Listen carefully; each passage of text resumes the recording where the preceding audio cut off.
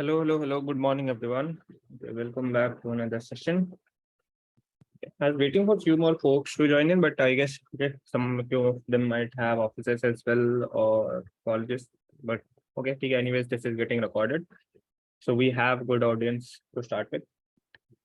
Okay, so first of all, did you all complete the assignment questions of if conditionals and loops? Any doubts in there? Any doubts? That's there. So let's start with assignments today. So I'll quickly go through the 3 days, right, assignments, and then we'll jump to a new topic, right? Because first of all, this is important. We need to complete them. Okay. Too much doubts. Okay. Fine, that's fine. If you have too much doubt, that's also fine. Okay. The first thing is, okay, let's start from here. Any doubt on the first day? Hello world with data type variables. This one. Any doubts? Anything that's there? Anyone? Any question? From 6th March, right? From there, I'm asking specifically.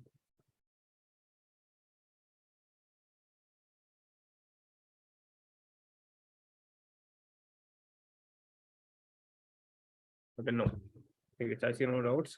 From this conditionals and loops, any doubts from here? I guess number rotation, right? Number rotation, diamond pattern. So diamond pattern is like that's a nested loop. So that one I will explain later.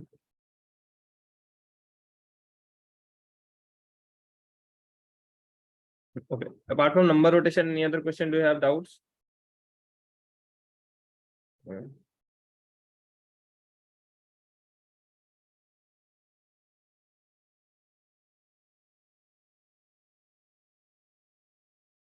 Pattern. Okay. I'll take half an hour to just complete all these doubts. Then we can, so that we can start with at least. Let's just a second.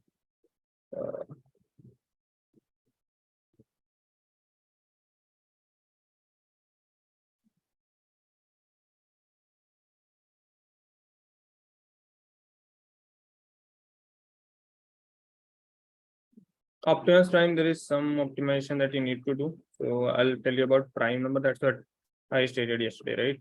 So we'll need to find out the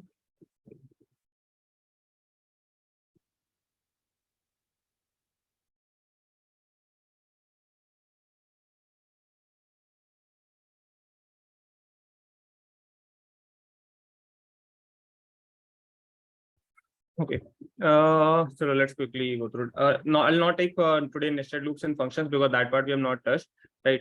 So let me see from here. So one question was number rotation. Apart from this, I don't see any other question from here, right? Other questions that you have mentioned is not from here. Print digits. Print digits. Print digit, I guess. Yeah. This one.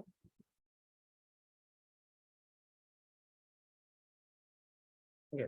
So what this is telling is there is a number n and you have to print its digits starting from the most significant digit to the least significant digit. Basically, you have to print the digits from right to left, not left to right. So you just have to print that digit for the reverse number, right? That's it. So you just have to print the digits of the reverse number. So what you can do is, so we took a number as input, okay, that's already given. Now what you can do is you can find out the reverse of the number.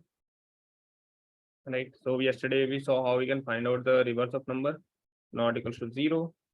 And what we can do is int is equals to n percentage 10. Reverse is equals to reverse into 10 plus t. And finally n is equals to n divided by 10. Right. So this is how we found out the reverse, right? This is how we found out the reverse. And then see, please don't use number to string or parse in those functions now. Okay, there is like I'll explain them. What's the problem using strings directly for number manipulation? Then you'll understand. For now, just use this. And if reverse is not equal to 0, what you need to do is you need to print the digits, right? So if reverse is not equal to 0, so you got the reverse. Now you have to print the digit from here. Right? So you print digits from the reverse number. Reverse percentage 10, and you can do system dot out dot println, not println, println. Yes, that's next line. So D, and reverse is equals to reverse divided by time. Let's give this input.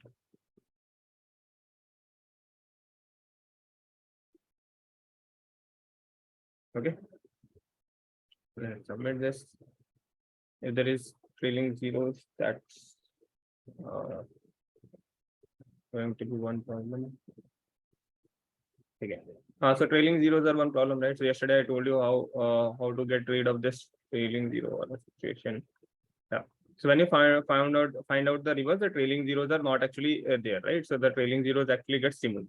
So what you can do is you need to first count also the trailing zeros. What you can do is you can count the trailing zeros of the number, and that also you can print, right? So p is equals to n. Store the number into something, and you can take a count, which will basically be counting the trailing zeros. Yes, so I gave you the logic of how you can count actually.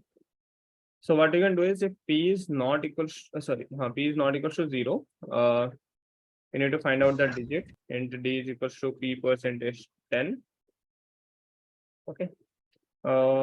Then once you got the digit, you need to just increase the count. If digit is equals to 0, you increase the count, else you just break, right? If the digit is not 0, that means there is this is not a there is no more trailing zeros. You can simply break out of this loop. So what this loop is going to give you, this loop is going to this loop is going to give you the trailing zeros, right? This logic I like explained yesterday. What we are doing is we are taking a number, we are finding out the digits, and we are checking. If the digit is 0, we are increasing our count. If it is not 0, it's just coming out of the loop using break, right? Why we are Sir, yes. Sir, I did it using a different approach. I counted the total digits of the actual number, and then I counted the total digits of the reverse number. That's And fine. if they are not equal, then we print the remaining zeros at the end. That's fine. That's fine. So anyways, you are like at the end, you are finding out the count of the trailing zeros, right? So that you are printing. So that's also fine. Okay. Then you can run a loop that runs for count times, and you can print just zeros in this loop, because this is the number of trailing zeros that you have. You have to print them in the end. So you have to just print 0. If I give input 1 0 0, and I try to run this,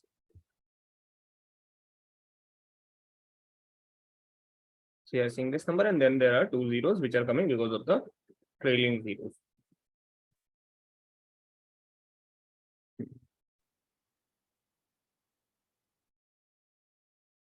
So using string is simple, but see, in actual interview scenarios, interviewers won't allow you to solve the question in your possible way, right? Whatever approach you see, I'll give you examples. For example, Samsung is very famous for these kind of interviews.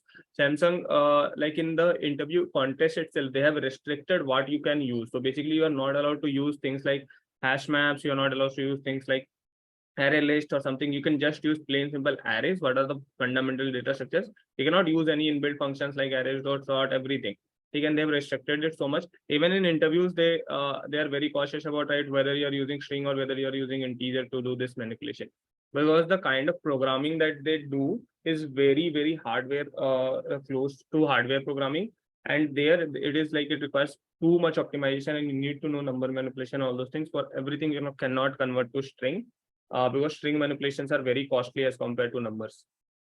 Okay, yes, I'll explain the question why case. Okay, which case I'll explain that. Okay, so let me explain this what we did over here. So see, firstly, we have to print the digits from the start to the end, right? Now this is no way possible, right? We cannot print it from the numbers directly. So the easiest approach is to find out the reverse, and from reverse we can print the digits from the end, right? So that is that we can do. That is doable. So what we did was found out the reverse, which is 6512, right? The reverse looks like this. It is 65121. So reverse looks like this. What we did over here, now we started to print the digits from the end of the reverse. Now this would give me 1256, which is the answer we actually wanted, right?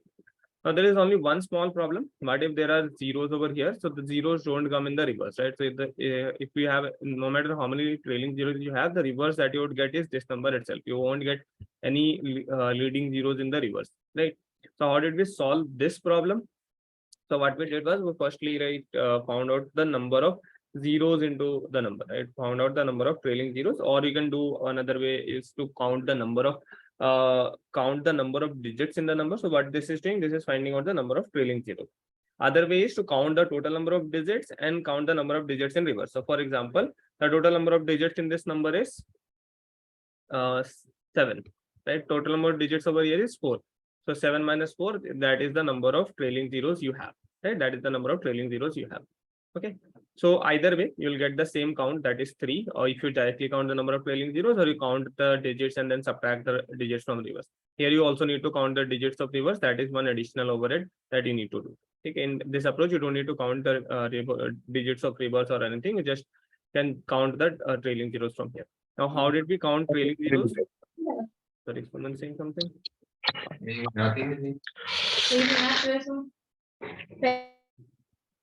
So how did we count it? So the trailing zeros are always going to be at the end of the number until we meet a non-zero digits, right? Until we meet a non-zero digits, all the zeros are trailing.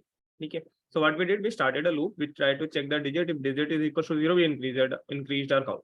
We removed that digit. We increased our count. Next time we found a 0, we increased our count. Until when we are yeah. Sir, in line number 17, we can directly check if P modular 10 double equals 0 rather than taking the integer D. You can do that. That's like removing this variable and you take this type over here. That's also fine. Yes, sir.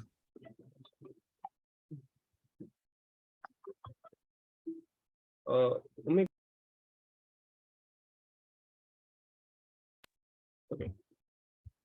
Okay. So now you can skip this t variable if it is not required in here. Okay. Now we counted the digits, right? Until we see a non-zero digit, we are counting it. Once we see a non-zero digit, we simply break out of this. Sir. Yes. Sir, because we are using a break, the whole loop will be broken, right? In the middle also. So if there are more zeros left, then how will we do that, sir? So there won't be any more zeros left, right? See, so once you see a non-zero digit, the other zeros that are left are not trailing, so they would be there in reverse. So for example, let's say if this is the number, right? So let's say your number is 1 0 2 0 and 0 0. So these 3 digits won't come in the reverse, but the reverse would be 2 0 1, right? The reverse that you would get, these 3 would become leading, but the zeros that are in between the number, that would anyways be there in reverse. So you don't need to count these zeros. You just need to count the zeros that are there in end, because so in the reverse, this would become leading zeros, and the number will not store them. Right? Sir, can we put P equal to P divided by 10 before the else statement, just after count? Just after count. Just after line number. You can do, right? That also you can do, because like once you hit the else, you anyways come out of the loop. So that's also fine, right? But you need to put brackets then. Okay. Because you would have 2 statements in it. Okay, so there can be alternative ways you can manipulate this, but ultimately getting the same work done, counting the number of digits. See, there is no correct logic, right? This is the correct way to write code. There can be hundreds of ways to solve the same problem, right? There can be hundreds of ways to solve the same problem. If you are getting the correct output for all the test cases, your code is correct. Okay.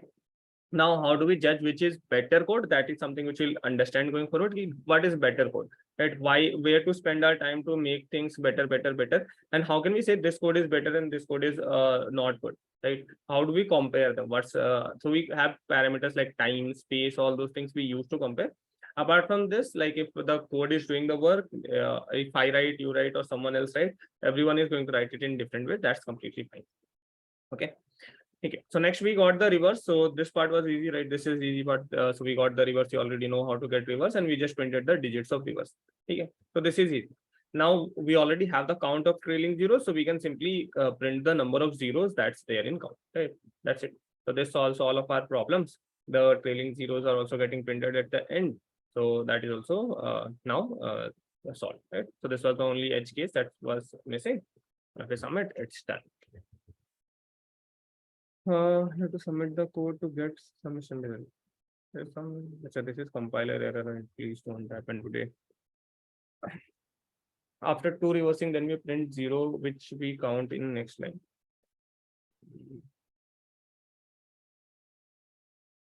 But it's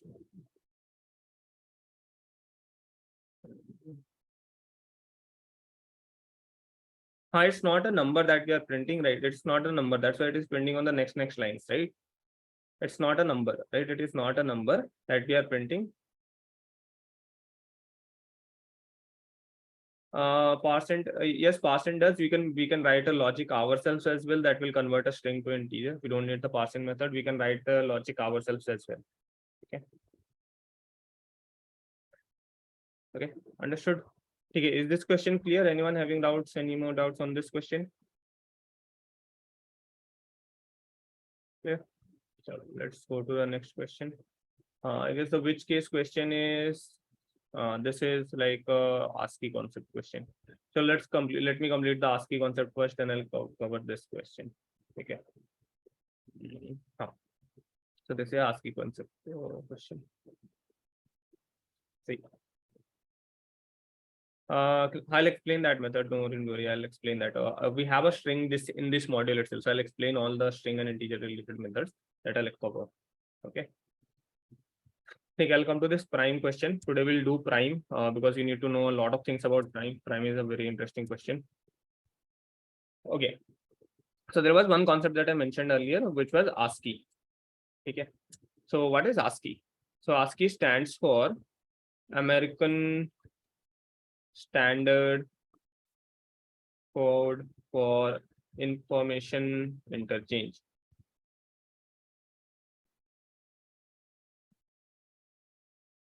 Now, what is this, right? What is this big definition of this?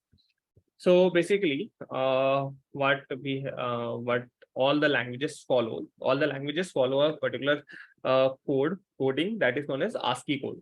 Okay, so what it does is basically every character that you type out from the keyboard has some standard value, that is numeric value associated with it. So for example,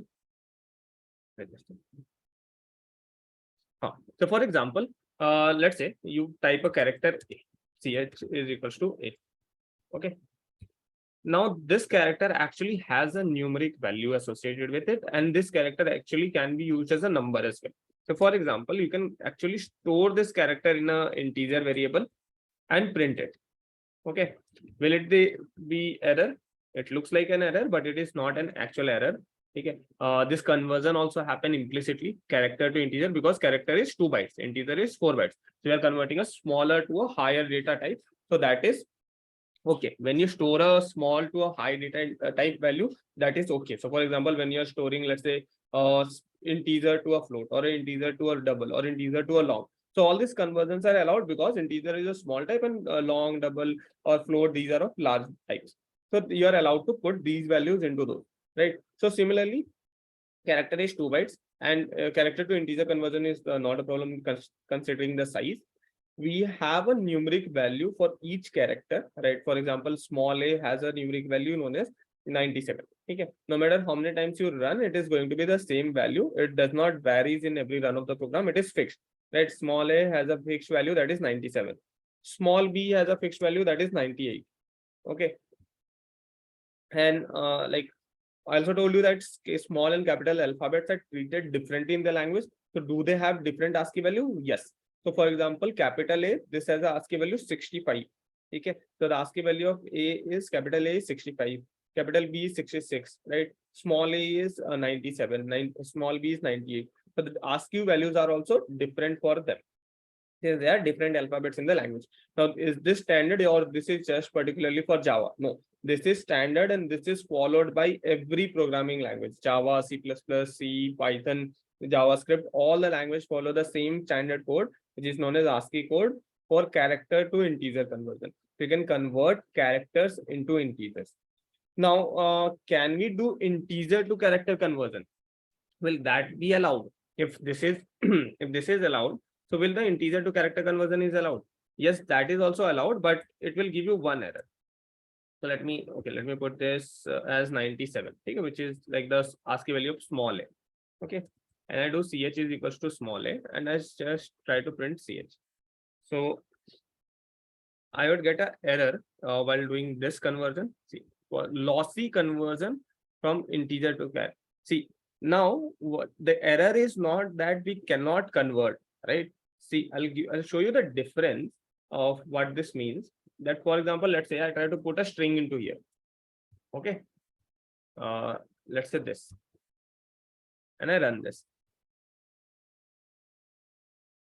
See, it's showing incompatible types, but read there, string cannot be converted to char. Now, if you try to put string to float or string to double or string to integer, it also cannot be converted. There is no way you can convert this by using implicit or explicit conversion. But here, when I'm doing for integer, it is not telling cannot be converted. It is telling that it is a lossy conversion. Now, how do we handle lossy conversions? So Java will not automatically, or any programming language does not do the lossy conversion itself. So we have to explicitly tell it to do the lossy conversion. So that can be done by means of typecasting.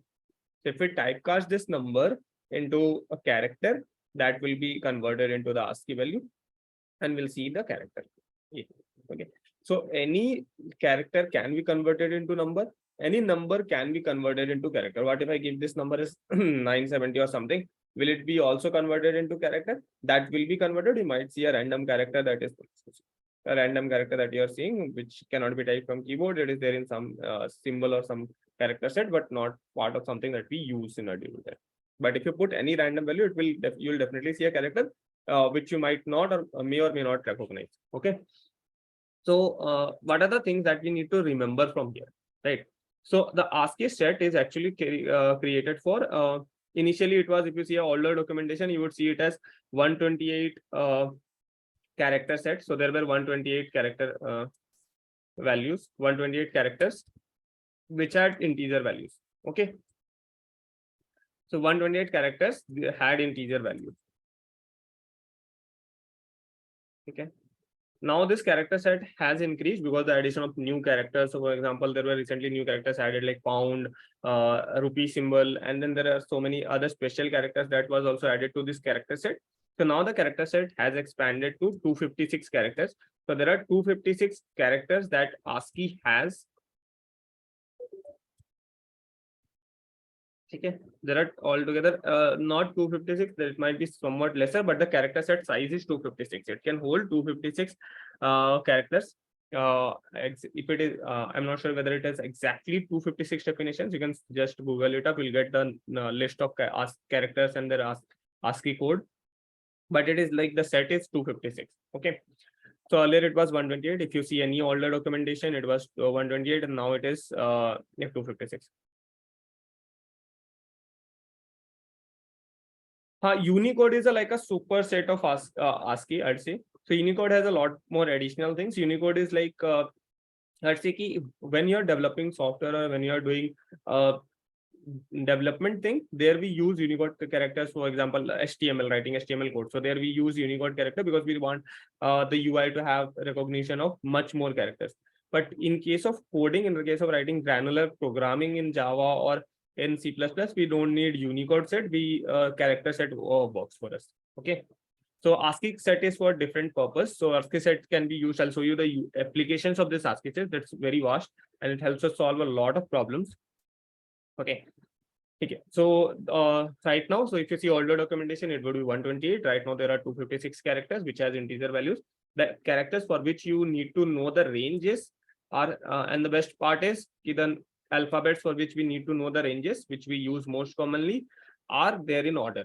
So for example, small a to z are from 197 to 122. Okay. So A is like 97, B is 98, C is 99, D is 100, and so on. Okay. So it is in the order. Same goes for capital A to Z. Capital A to Z are in the order. So capital A to Z are from 65 to 90. Yeah. 65 to 90, this is capital A to Z.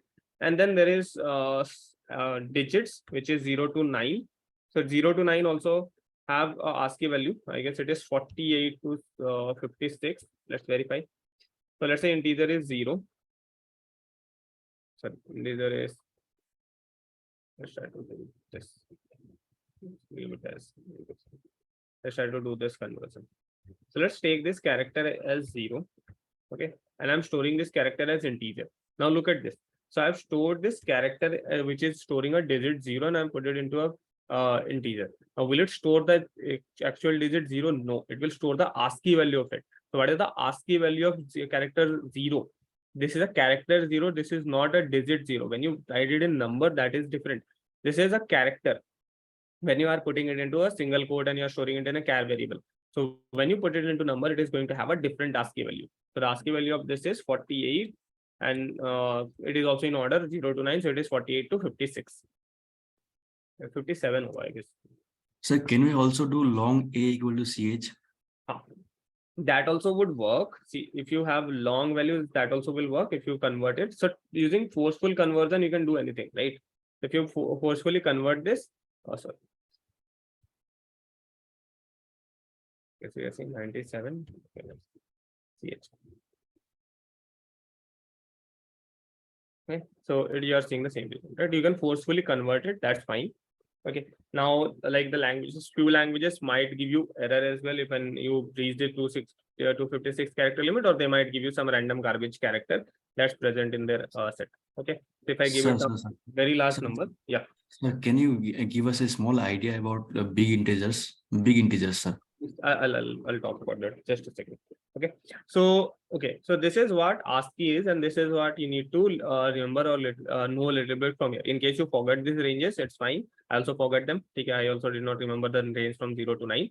Okay, so even if you forget, it's not problem. You can just convert that character into like you can just take that character, convert it into integer, you'll get the range, right? Just take the character in code, convert it into integer, you'll get the range of what the range of this particular character is, what's the value of this particular character. So always have the access to code, so you can basically convert that character into integer and you can get the range of it. Now, is it applicable anywhere? So there is a lot of applications. So the like question that we are seeing right now is the like easiest example of the application. So see, what the question is asking? The question is asking that we have a character, okay, which is like small or capital character. So let's say it's a small f. What we have to say is we have to print whether this character is a small character, lowercase character, or it is a uppercase character. Now, see, the ideal way is you will so you know that the characters are different. So what you can do is you can actually go to check if this is equals to A or C is equals to B or C is equals to D, right? So you know that this is small and capital alphabets are treated differently. So if it matches any one of the small alphabets, you can write all the 26 alphabets that's there. So A, B, C, D, E, F, G up to Z. And then else, if it is not matching with any one of these 26 small alphabets, then it is definitely a capital case alphabet, right? It is either a lowercase or a uppercase alphabet. Okay. Or if it is not an alphabet, right? If it is even ASCII print -1 or something, if it is not an alphabet, it is like a digit or a special character, like @ or hash, or it is something, then print a -1 or something. Print 0 in this case, print 1 in that case, or print. So you need to do so much of logic. But if we have ASCII, then we can treat these numbers as these characters as numbers, right? So, and this is again an implicit conversion. So you don't need to do anything to convert character to integer. Integer to character is explicit, right? That makes sense because it is larger to smaller, but character to integer is always implicit. So what you can do is you can simply check this. You don't even need to know the value of it. You don't even need to know what is the like range, whether it is 65 to 90. You can simply check whether C is less than equals to A, or so whether it is greater than equals to A and less than equals to Z. Similar to how you are comparing numbers. So if I told you to find out whether a number is in the range of, let's say, 1 to 100. So what do you do? You'll check if A is greater than equals to 1 and less than equals to 100, right? What comes between 90 to 97? There are few special characters, general special character. I'll print them. So you'll get the idea, right? So you can compare this. Okay, you can print whatever you want. So let's say, let me print is just in range.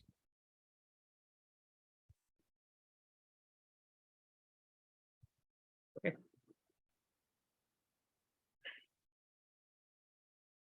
So it is printing in range. Okay. If I change it to some other alphabet like capital A or something, it will not print anything. Okay. So now this makes character manipulation or character doing character comparisons or all those things very easy, because numbers comparison, numbers manipulations are very easy because we have this like relational logical operators to work with them. Now we can use the same relational logical operators on characters by treating them as numbers, because wherever you'll write character, wherever it will make sense like an integer, it will automatically convert itself into an integer. Yes, so this is using ASCII concept itself. See, if I am writing this, so how is this comparing? So this is not happening in a character comparison, right? So if like I write 65 to 90, this is writing similar things. So if I write 65 to 90, write comparing capital letters, or writing 97 to 122, this is same thing. So for example, if I not write this, and if I am writing this, let's say I don't remember the ranges and I'm writing the characters. So what is actually happening? So actual comparison is not working on character.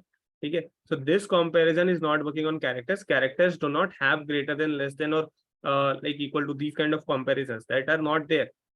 So how is this working? So when I write this, what happens is, so this is the thing which can use mathematical comparison. This is a like when I say 5 is greater than 10 or 5 is less than 10. So I mean numbers, right? I want to compare numbers. So same thing happens over here. Whenever I put characters into a scenario where it should have been numbers, so what Java does is, Java will first convert this A into the number, which is 65. Then it will convert this A into number, which is 197. And then it will convert this A into number, which is 65.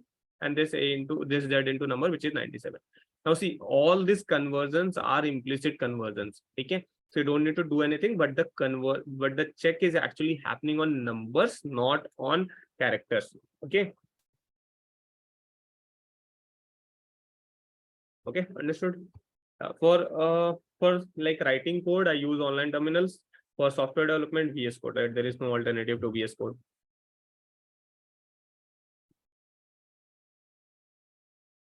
Understood this part? Okay.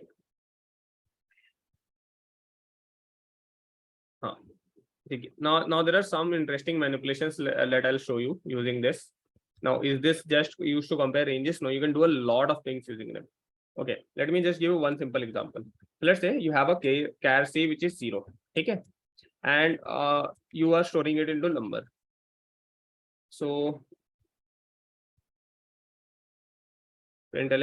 what you would get, you will not get 0, right? You will not get 0, you will get 48, which is the ASCII value, which is valid. Program is giving you the correct expected thing that we are getting from ASCII code. Can we convert this into 0? Is there something that we can do to convert it into 0 without using any inbuilt functions or something?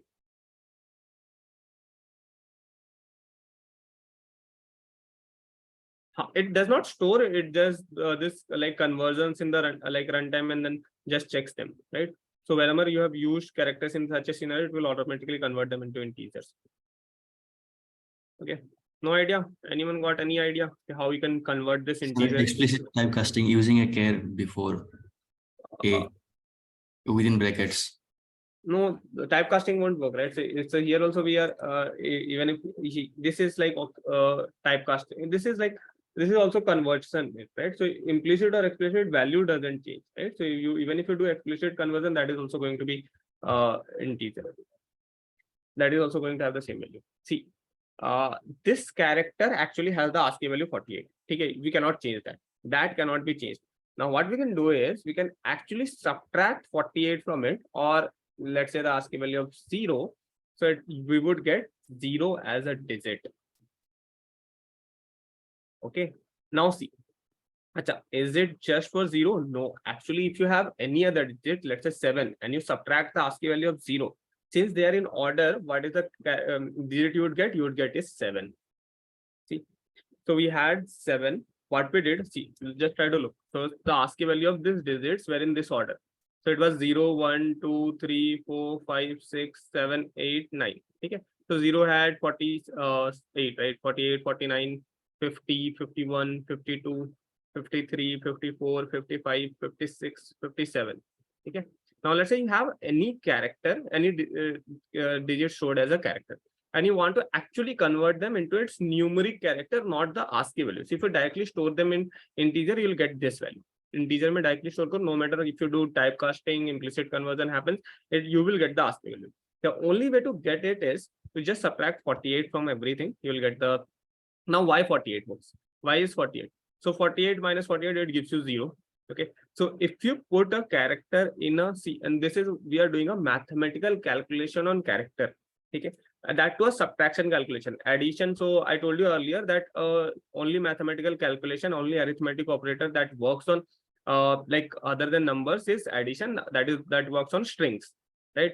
This was the only mathematical operation that used to work, and this used to work on strings, which used to do string concatenation.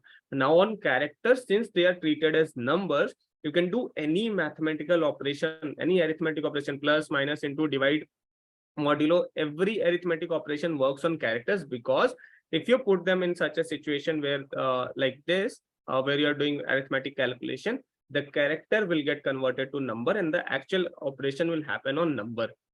Okay, so see, so that is what is happening over here. So we have put the character into a subtraction place, and what is happening is the character will get converted to number. So what is the ASCII value of 7? 55. So 55 minus what is the ASCII value of 0? So ASCII value of 0 is 48. So 55 minus 48, that's 7. We are getting the 7, which is our result. 0 without quotes, that you cannot write, right? So that is like if you okay, here if you write it, so that's a normal digit, right? So this is like subtracting 48 minus 0, which is going to be 0. Okay, so this is still going to give you the ASCII value of 7, which is 55, right? This is not going to change. So see, the value as a number changes if you put quotes on the digit, right? So that changes the value of that number. So if you have quotes around 0, the value is 48. If you don't have quotes, the value is 0. Okay, so that's how different it is, right? So you can remember this as this way. If this integer value is 0, the integer value of this is 48. And that goes for any other digit as well, right? So the literal value of any number is, you can use directly 48, that's fine. Yes, you can use directly 48, that is also fine. If you try to put directly using 48, it will subtract 48, that's fine. So that is also fine. Okay, understood this part, how we can use subtraction to convert a character digit into actually an integer digit, right? If you don't do this subtraction, it would result in the ASCII value, which is not the actual digit. You would get the ASCII value of it. Now, again, a simple question. Now you all think of the solution to this. Okay, and it's the solution is using arithmetic operation. Okay, so let's say you have a character small a, and I am asking you simply is to convert this into a character capital A. Okay, so I want to get a capital A character. Let's say I want to get the character C, which is capital A. Now tell me what I need to do to convert this into capital A using like arithmetic operators. Can we do it? If yes, how? So what is the ASCII value of small a? ASCII value of small a is, so ASCII value of small a is 97. What is the ASCII value of capital A? ASCII value of capital A is 65. So you have basically you want to go from 97 to 65. How can you do it? How can you convert 97 to 65? You just subtract 32 and you'll get 65, right? So what we can do is we can do A and we can minus 32 and we'll get 65. Will this work, or there is some problem? There is one small problem. Figure out, think. There is one small problem.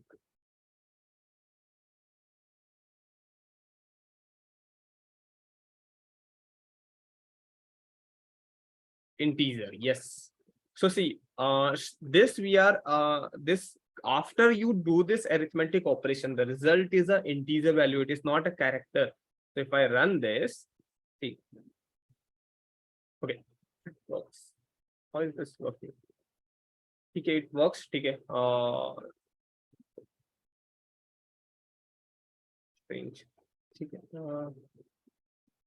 Okay, I guess this on here works, but ideally should not be working. If you do it in this way, it will not work, right? If you store it into an integer and then store back into a character, so that won't work, but this is working. Strange.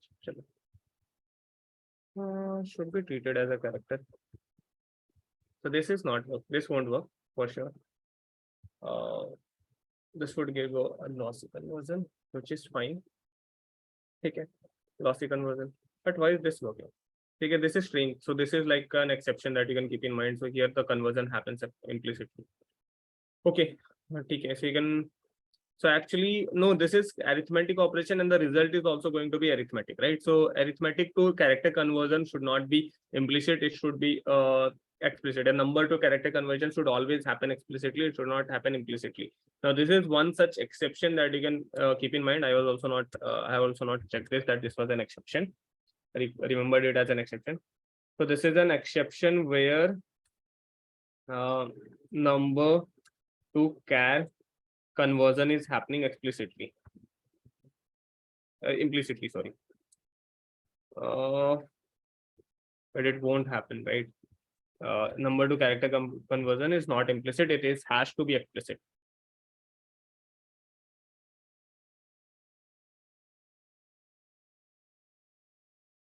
Okay, understood this part? Okay, so you can convert a lowercase into uppercase by subtracting 22. Now, does it only work? Okay, so I have taken it as A, not CH. See, now we are getting it, right? So this is like, okay, oh, got it. I got the issue. It was happening because I put it as A, not because it won't happen if it is a variable. If it is a constant, then it is happening. That's expected, right? That's expected. Yeah, this is what I was meaning. So this would happen if you put them as like direct values. Sorry, I let me explain this. What happened over here? It was my mistake.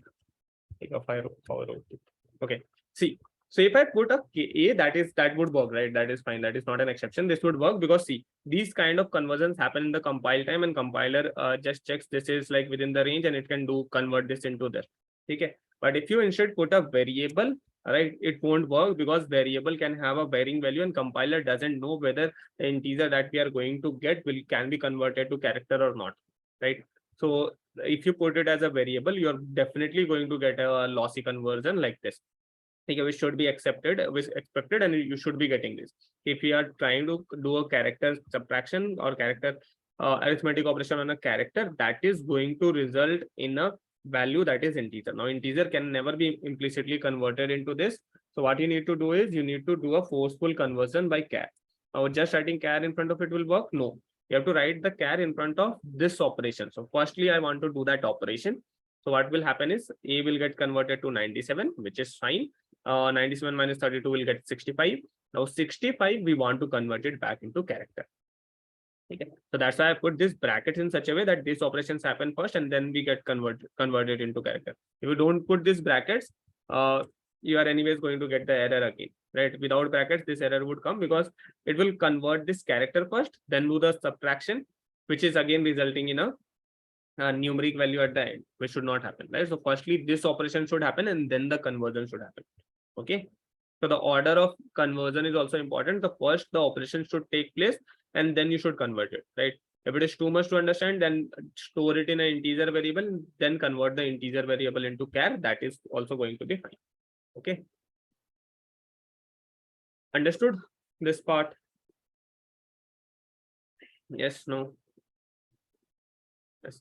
Now, can we do it for any other character? Yes. So now if you have B, C, D, or since both the capital and lowercase characters, small and uppercase and lowercase character, they are in order, right? Uppercase characters are also from 65 to 90 in the order. Lowercase characters are also in order 97 to 128, right? So the difference between any two character from in the upper and the lowercase is 32, right? So if you write it like, let me write it in this way.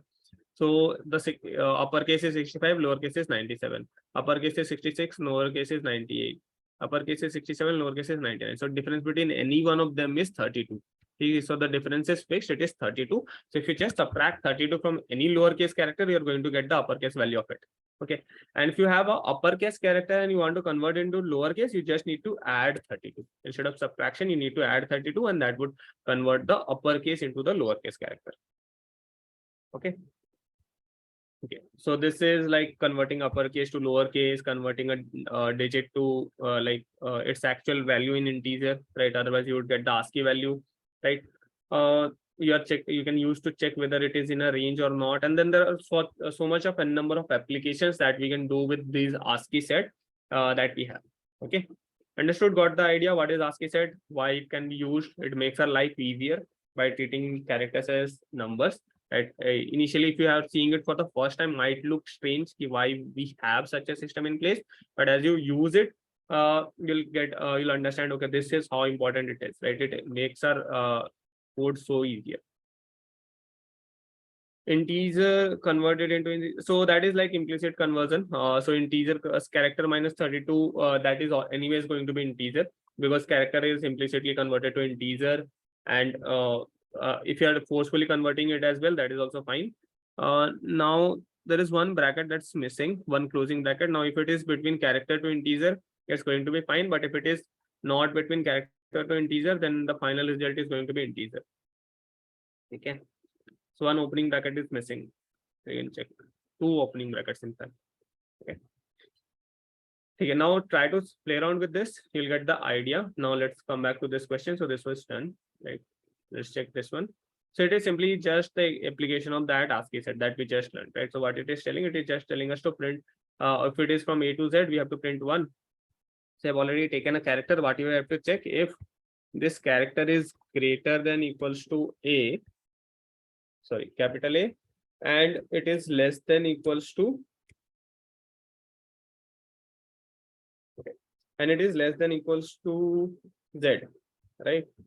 Then we can basically print 0, no, 1, sorry. Println 1, else if it is in the range of greater than equals to A and less than equals to small z, then we can print 0, else we can print -1. Done. Now let's just try to give it any input. Let's give it B, or let's just try to directly submit it, right? I guess if you take any inputs after st.close, I don't think it would be working. So st.close closes that input channel that we created. So for example, if I try to do is int a is equals to sc.next int, and I try to just run this program, let me give it a value like 1 or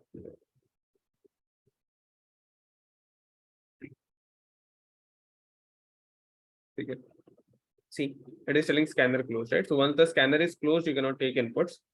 So it automatically gets closed once you like reach the end of code. But yeah, it's you can forcefully close it over here as well in between of the code using sc.close. Okay.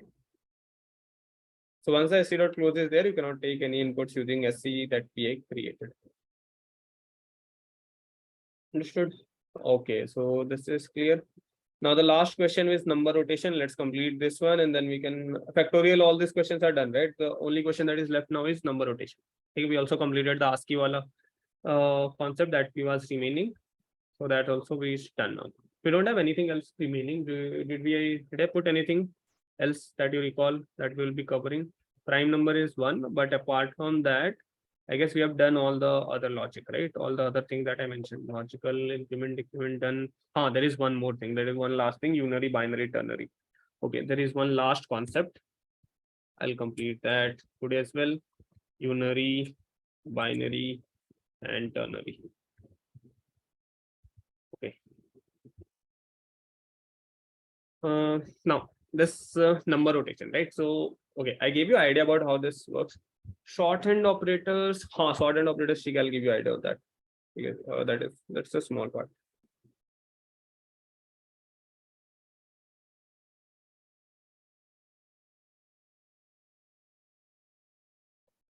Just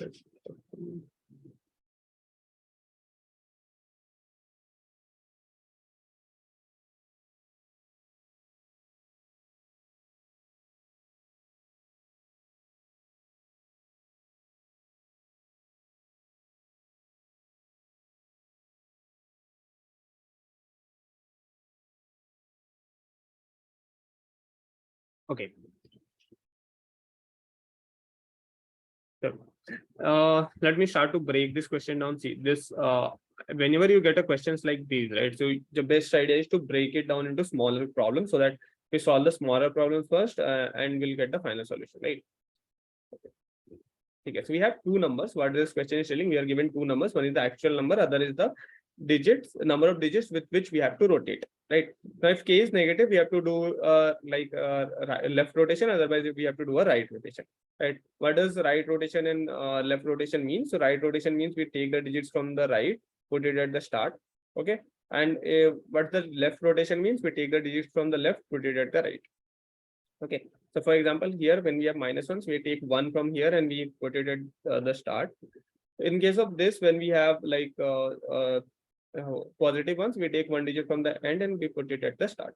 Okay, so that's how this left and right rotation works. Now, there are few assumptions that it has made. They assume that the number of rotations will not result in leading zeros. So that thing that we are that you all are asking, like leading zeros, it has explicitly mentioned here that it will not result in leading zeros. So for example, if n is equals to this and k is equals to 2, so this is going to be the result, right? So you don't have to like print leading zeros. It is telling we will not have such test cases, will not be given. Okay, it is not even telling don't print the leading zero. It is telling that there is no such test case. So you don't have to worry about any leading zeros or something. We can just write a simple logic. K can be bigger than n. Now that is one information that it has given, that if n is 6 or 5, k can be 100 or 1000 as well. Okay, so k can be very large than n. That's okay. That's not limited to the number of digits. Okay, let's see what we can use the information. What are the informations that we can use from here? So the first thing is, okay, let's do one thing. So first thing is we want to reduce the k.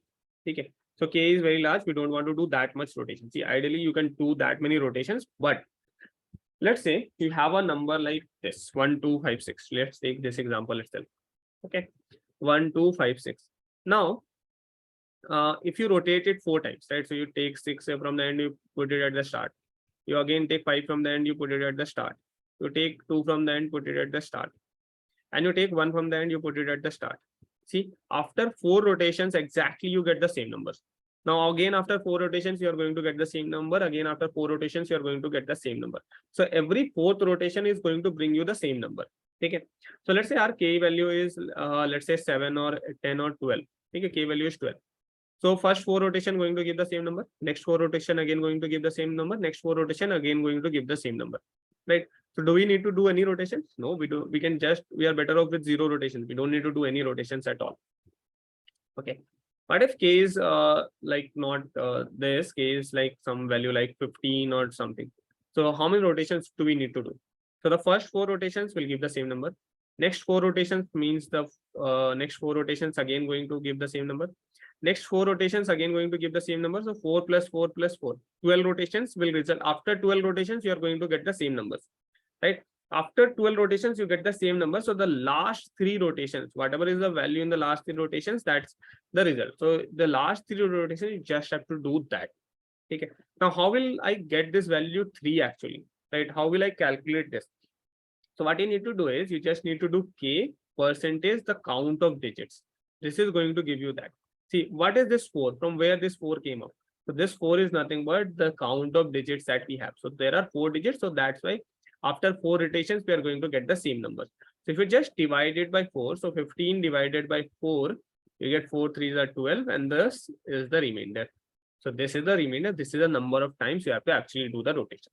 The number of times it is actually exactly divisible by the number of digits. You don't have to do that many rotations, because after that many rotations, the number is going to become the same. Okay. So let's first try to reduce this k to that value. Okay. So let's try to do this first. So what we can do is, so let's first count the number of digits, right? So we have a number and let's count the number of digits, and we might need this number going forward as well. So let's store it in some other variable and count the digits using that variable. Okay. So while p is not equals to 0, what we can do is count is equals to, we don't need to find the digits actually, because I don't need them. I can simply do it p divided by 10. So this will also count the digits. Okay. So every iteration, I'm just counting one digit, removing it from the end, counting one digit, removing it from the end, counting one digit, removing it from the end. Okay. So we got this. Now we counted all the digits. Okay, that's fine. Now we have a count. So what we need to do is we need to update our k. So k is just going to be k divided by count. Whatever count we have, we just need to divide k by it, and that will give us the new count. Okay. So for positive, sorry, not divide. Okay, sorry, remainder. We need the remainder out of it. Thanks for pointing that out. Yeah. So we need the remainder out of it that we just understood, right? So we do k percentage the count of digits, that is going to give us the actual value of the number of rotation. Now, how it works in the case of negative numbers? See, you can do the negative number separately as well. Write a separate logic that if the number is k is negative, if k is greater than 0, do this. How do we check a number is positive or negative? We can just write this. If k is greater than 0, that means it is positive, do this, else do that. Right? So you can write two separate logic working for positive and negative number. That is also fine. That is also correct. That is also going to give you the correct answer. Okay. Is there other way to do this? Is there like any other way like we can get this done, or we just have to do it in this way itself? Okay, just a second. Okay. So actually there is one alternative. Let me just show you that. So take this number, for example.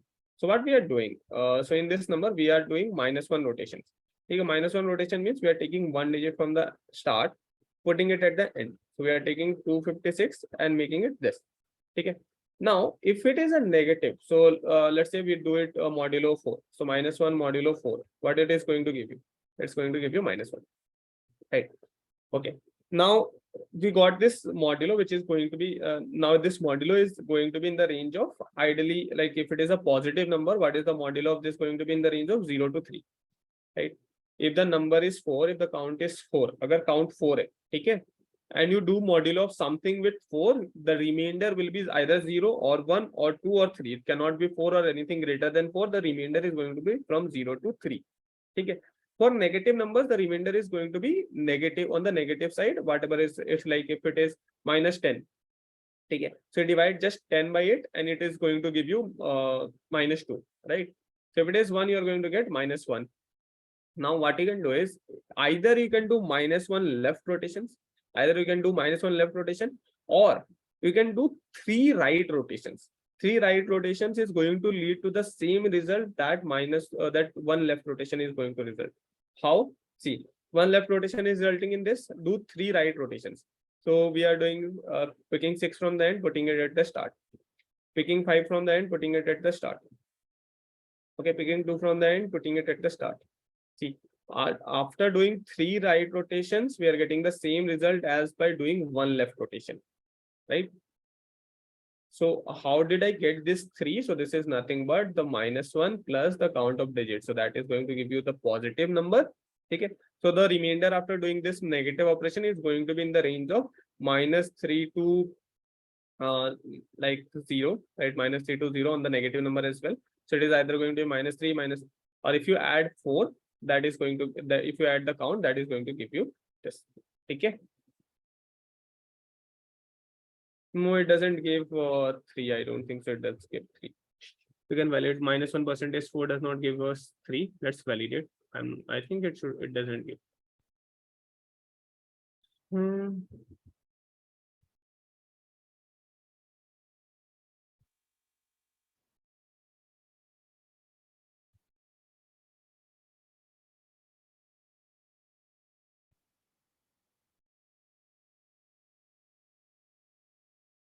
It's giving -1, right? It does not give 3. It gives -1, right? Okay.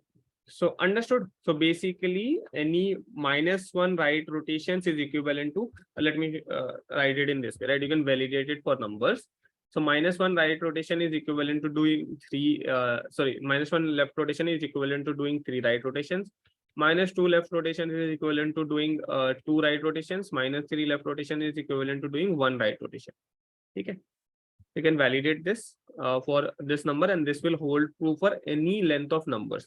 Okay. If the number length is 6, 7, 8 or something, this should hold true. So what we need to do is we just instead of doing this, you can do it in this way if this is too confusing, or you can just write one check. If k is less than 0, that means k is a negative result. Then what you need to do is you just need to update k by count. That's it. Done. Okay, so now we just need to do right rotation. We simply solved one of our problems of doing left and right two kind of rotations. We just need to focus on doing right rotations instead of like also thinking about how will we do left rotation. Understood this part? Is this clear? This step? Doubts? Yes, no, clear? Okay.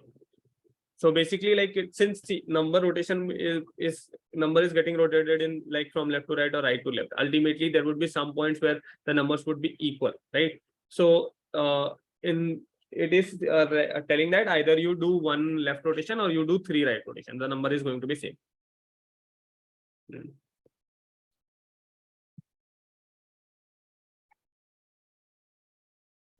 Right. If you give -1 as modulo, but if we solve by maths, we get -3. Yeah, that's like a little confusing, but here actually what happens is when you do negative operation, so what it does is does the operation on the positive number and then adds a negative sign to the start. So that's why, yes, ideally by mathematical way it should be 3, right? I understand that, but yeah, you'll get used to it, the programming way of calculation. Okay.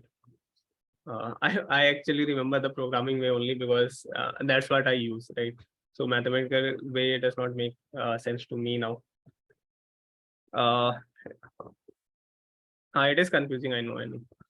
You can think it like this one is easy, right? So that one was confusing, but in programming way it is easy, right? -1 divided by 4, just remove minus sign, do 1 divided by 4. What is the result? 1. So just add -2, so it's -1. It's not going to change. So just remove the minus sign, do the calculation, add the minus sign again. That's your result. Okay, so that's how it does the calculation. Got it? Okay. Now this was one small observation that we made, that instead of doing one left rotation, we did 3 right rotations, getting the same result. Instead of doing 2 left rotation, 2 right rotations is also going to give the same result, right? Okay. Understood? Okay. Now, okay, we got, so now we have to just do right rotations. So now right rotations are very easy. Right rotations is like, so we have to do only one rotation. Even if you would have to do left rotation, that is also easy, not difficult. Okay. So see, we got that k is now reduced. What is k? K is going to be in the range of the number of digits, right? It is not going to be greater than the number of digits. It is definitely going to be in the range of digits. Like if the digits are 4, it is going to be in the range of 0 to 3. If the digits are 10, it is going to be in the range of 0 to 9. Okay, no matter whatever the digits it is anyways going to be in the range of that. Okay, so what we have to do is we have to break this number into 2 parts. Okay, what's the 2 parts? So the first part is like the left side of the number, which is having, okay, sorry. Okay, so let's say this is 1. So we have to break this number into 2 parts. So the left part is this 1 to 5 and the right side is 6. Okay, so 1 to 5 and the right side is 6. Now, how can we do this? There is one simple way that you can use. Can anyone take a guess ki kya kar sakte hain? What that can be done? It's mathematical percentage. Like you gave me both the options. Then modular division. There is one, right? Think. What if we divide this number by 10? What we are going to get? So if we divide this number by 10, so we are going to get 125 as the quotient and 5 as the 6 as the remainder. Yes. So if we just do a division by 10, so division by 10, we get the first quotient is this and remainder is this. Let's say this is our number, and we have to break it at this. Okay. So if we divide it by 100, no, if we divide it by 1000, if we divide it by 1000, so what we are going to get? We are going to get 64 as the quotient and 347 as the remainder. Now this is the quotient, this is the remainder. This is the quotient, this is the remainder. Okay. Now something clicked. So how many? What is the number with which you have to divide? Let me give you one more example. 1, 2, 4, 5, 6, 8. Okay, and let's say you have to break it here. So what you have to do? So you have to divide it by 10 to the power 4. So divided by 10,000. And the quotient is going to be 12. The remainder is going to be 4, 5, 6, 8.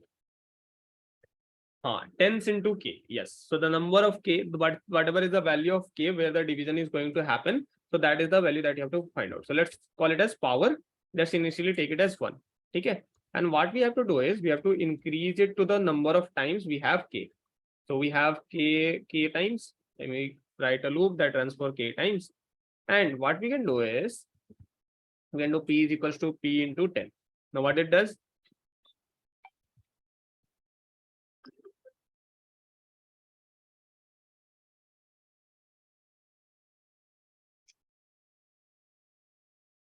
okay. So now if we multiply it by 10, we are going to get the 10 to the power whatever we want, right? 10 to the power 5, 10, 10 to the power 3, we'll get that number. Now just by dividing it, we are going to get the quotient and remainder. So let's call it as the quotient is the first number. Let's call it as the first and second number. Okay.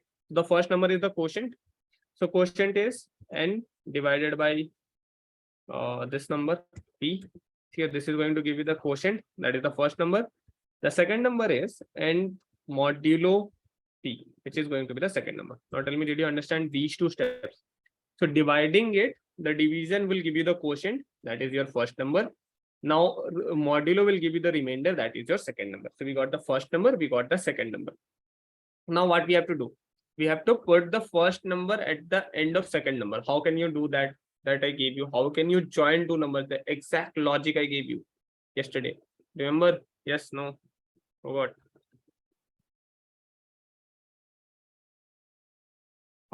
So you have to count the number of digits that's there in F. You have to multiply that many digits into tens into this, and then you add it. Right. So I gave you the steps of how you can do it. So let's count the number of digits in second. So count s is equal to 0. So count the digits in first number. Right. So count the number of digits in the first number. So let's take another variable to store this number. Actually, let's take. Okay, we have already taken p. So this cannot be p. So let's call it as pw power. We already had a variable named p. Okay, we cannot take that. Okay.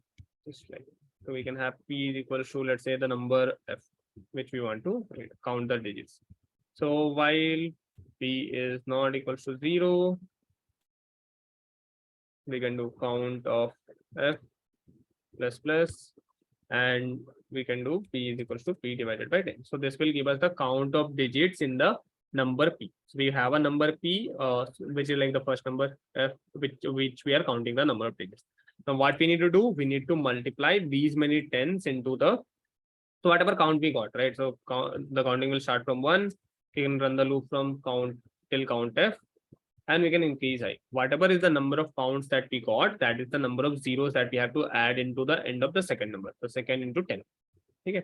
So whatever is the current second number, that many 10s will multiply, and that will get that these many 10s. Okay.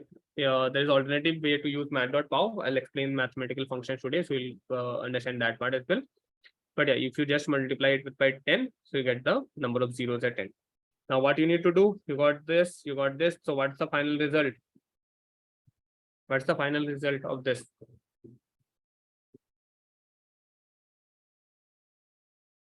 S plus F. No, was it too much steps?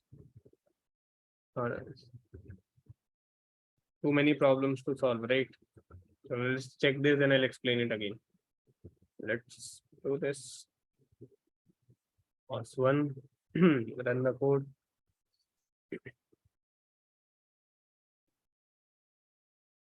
Okay, we're getting the correct result. Submit it.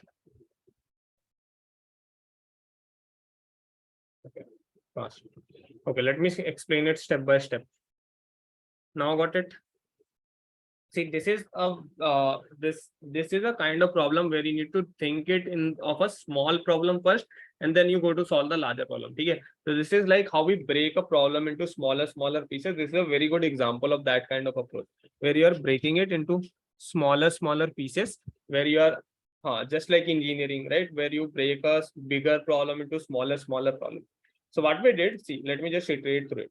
So the first thing was to reduce the k, because k can be very large and we cannot actually do that many rotations. Does not make sense, because you would anyways reaching the same number, right? So what we did, we reduced k. How did we reduce it? We found the count of digits of the number, and then we just took a modulo of it.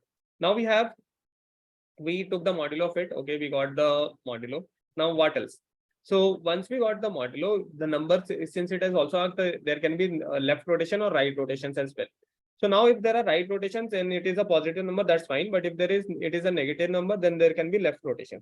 So we can simply avoid left rotations by adding count. So this ensures that we just need to do right rotations and we'll still get the correct result for left rotation scenario as well.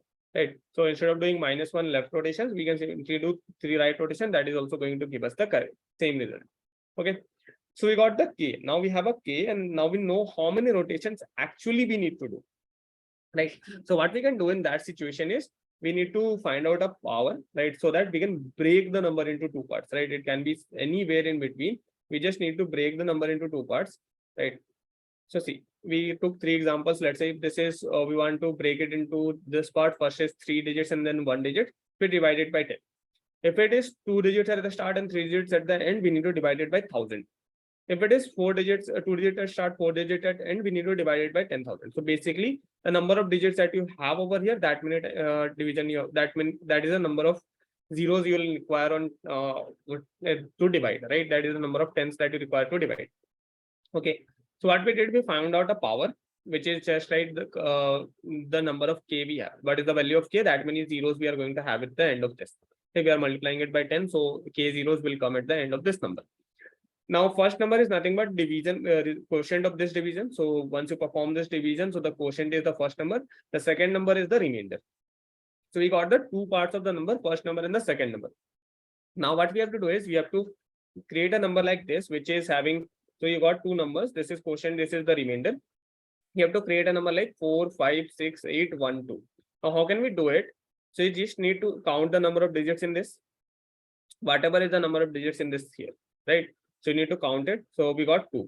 So you had to add 2 zeros to the end of this 800. That's what we have done over here. We counted the number of digits in the first number. Okay. Once we got the count, then we added that many zeros to the end of the second number. Okay. So we counted the number of digits in the first number, which is 2. We added that many zeros in the second number, and then finally we added the first number to it. So we got 4, 5, 6, 8, 1, 2, and this is our result. Understood? I'll not paste it in chat box. I'll paste it in the notes, right? So that you all can have it access later on as well. Okay.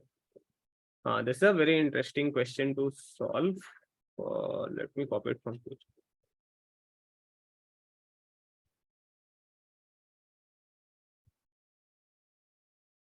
There might be some optimizations that you can do over here, right? There is some unnecessary work that we have done. For example, I don't think we need to count these digits. We can anyways get the count of digits. How? So we don't need to count the number of digits in the first number. Can you tell how can we get this count even without counting?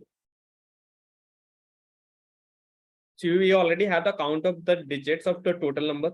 So we already counted the number of digits in the number, that is count, right? We already have that. We have K from where we have broken this number. So what is this count going to be? Count of digits minus K. So this count of first number is going to be count of digits minus K. So that is one thing that you can do to avoid this thing. This will be done in single step. You don't need to do that. Okay. Apart from that, I don't think anything else can be removed. The rest all will be there. This is just one thing that you can do. Right, dot length doesn't work, right? Dot length doesn't work. So you can just do count minus K instead of doing all this work. This is simply right, count minus K. That is also going to give you the same result. Okay.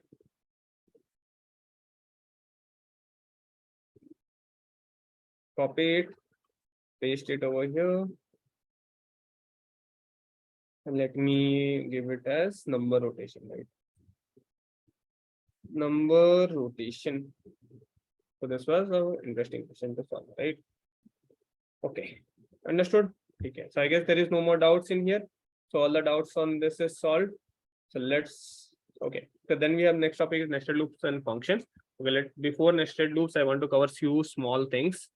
Now, if you have done it in some different way and it's working, that's fine, right? That's fine. Okay, even if you have done it in some different way and it's working, so that is completely fine. There is no correct logic. If the logic is giving correct result, it's correct. Okay. Achha. So do you want to break or shall we start with this? So let's give you a break and then we'll start with this part. Okay. So 15 minutes break. Quickly come back. Or Do you want 20 minutes to do lunch? I'll give you 20 minutes to do lunch. 10 minutes, 10 minutes is fine. The lunch break should be more, right? So 20 minutes I'm giving you, but do your lunch, come back, right?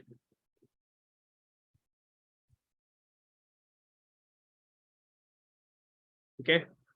Class up to 2. So we have like planned it up till 2.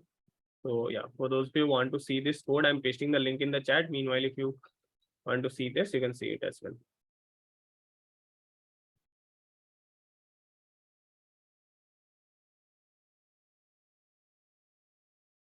20 minutes is too much. Okay, so I'll give it 15 minutes itself. 15 minutes ही कर देते हैं. Okay, just go quickly, come back, right? I don't want you to be late or miss the class. So let's do it 17 minutes. I've reduced. Quickly come back, have your lunch. Okay, that we can take even if it takes 2:33, we are fine, right? I don't think you have any sessions from 2 to 3. So generally this weekend class I extend to half an hour, 1 hour. So that's, I think, will be okay, right? We are also going to after 20. Actually, college mess is going to start after 20 minutes. Shall we take a go? Shall we do it at 1 then? Do you want the break in 1? I'll complete this part and then after break we'll complete the nested loop. Yes. So let's complete this. Okay. Everyone, for those who went to break, come back quickly. Yes. Let's complete this part. Then I'll give you break at 1 because I guess a few of you might have messages starting from late. So okay, that's also completely fine. So that you all can have your dinner, right? Later, someone is not waiting till 2:30 and is hungry. I don't want that. Okay. Okay, let's complete these 3 parts. I'll require 20-25 minutes exactly to complete this. Okay. So what is unary, binary, and ternary operator, right? So also there is one more way that is known as shorthand notation that I did not cover. So this is shorthand notation. So what is shorthand notation? So shorthand notation is basically like easier way to writing the mathematical expression. So for example, let's say you have int a is equals to 5 or 10 or something. Okay.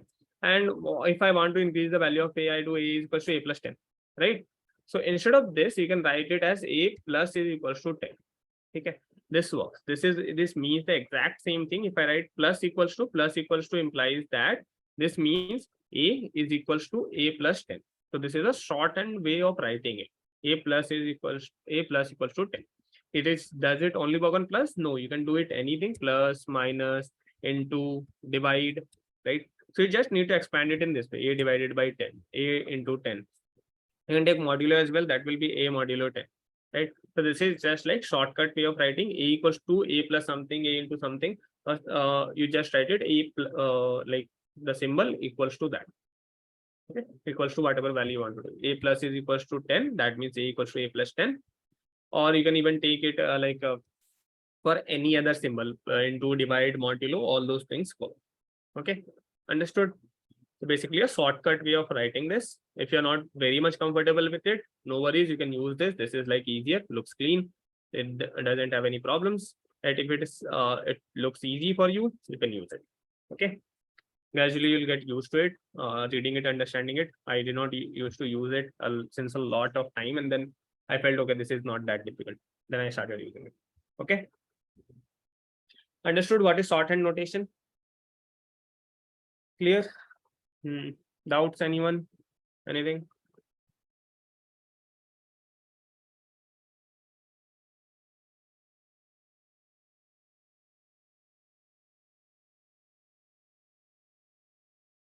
Okay. Okay. Next part is unary, binary, and ternary operators. See, so there are 3 kinds of operators that we have in our code. Okay. So those are known as unary, binary, and ternary operators. So what is unary, binary, and ternary? That is not a shorthand. That's unary operator. Okay. So this is a shorthand. Shorthand is basically writing a shortcut way. That is not a shorthand. That is a unary operator. Now, what is unary, binary, or ternary? So unary operator is something that works on one operand. This works on one operand. So there is only one operand on which it works. Okay. Binary operator works on 2 operands. So this works on 2 operands. And ternary is an operator that works on 3 operands. Now, what is this operands? Right? What does operand mean? So for example, in any arithmetic expression, right, you write something like this: 5 plus is equals to 5 plus 6, right? Any arithmetic expression, you write it in this way: int a is equals to 5 plus 6. So here, so in this above expression, plus is the operator, and this 5 and 6 are known as operand on which the operator is working. Okay, so the plus this values on which the operator is working is known as operand. It can it be variables? Yes, it can be variables. So if you have this b or c, two variables, so that is also operand. Okay, so this plus is an operator, and the values on which it is working is known as operand. Okay, now put these two things together. So unary, I'm telling, has only one operand. So what is the example of unary operator? So unary example of unary operator is plus plus. Example is plus plus, minus minus, right? So pre-increment, post-increment, pre-decrement, post-decrement. This is an example of unary operator.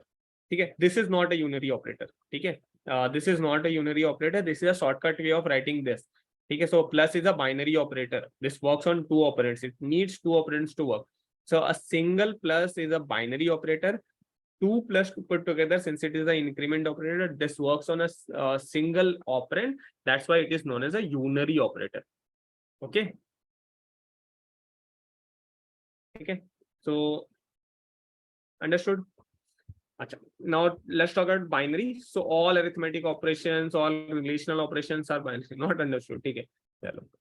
Okay, so this is theory. This is not like practical. This is theoretical concept. Key. What is theoretical concept? See, here we have like this is a valid expression. We all understand this, right? Star comment. How we can write that also. I'll explain this. Don't worry, you will understand it. It's easy. See, so any expression, right? We write it in this way: int a equals to a plus b, a into b, b into c, or plus plus a plus plus b, something like that. We write, right? We write expressions are written using in this format, right? Forget about shorthand for now. Okay, shorthand, forget about that. That's different. That is a shortcut way of writing it. That has nothing to do with this unary, binary, ternary concept. Okay, that is a shortcut way of writing that. Okay, it does not change the type of operator. So each operator either belongs to any one of these three types. Now, what are these three types? How do we know which operator belong to which? So if any operator, in order to perform its operation, requires two operands, so that is a binary operator. For example, this plus symbol. Now, what is an operand? So in order to perform an addition, you need two numbers or two variables or a variable or a number. You need two things, right? You need two values to perform this operation. Without two values, can you do an addition on one value? There is no addition that works on one value, right? You need two values, then only the addition can happen. Similarly, the subtraction can only happen if you have two values. Multiplication can happen if you have two values, right? So all these operators that works on two values are known as binary operators. Then these two values are known as operands. Okay, so every expression is a combination of operators and operands. Okay, so let me write it in this way. Every expression is a combination of operator and operand. Okay, so every expression is just a valid combination of some operators, some operands. Okay, now here, what is the operator plus? What are the operands? B and C. Okay, now every operator either belongs to one of these three. So what is unary, which has only one operator? Now, what is one such operator that we know till now? So there is only one such operator, that is pre, post, increment, decrement operators, right? So increment and decrement operators are unary operator because they need only one value to work on. So if I write plus plus a, they only need one value. Do they need two variables, two values? No, they just need only one value to work on. Okay, so that is known as unary operator.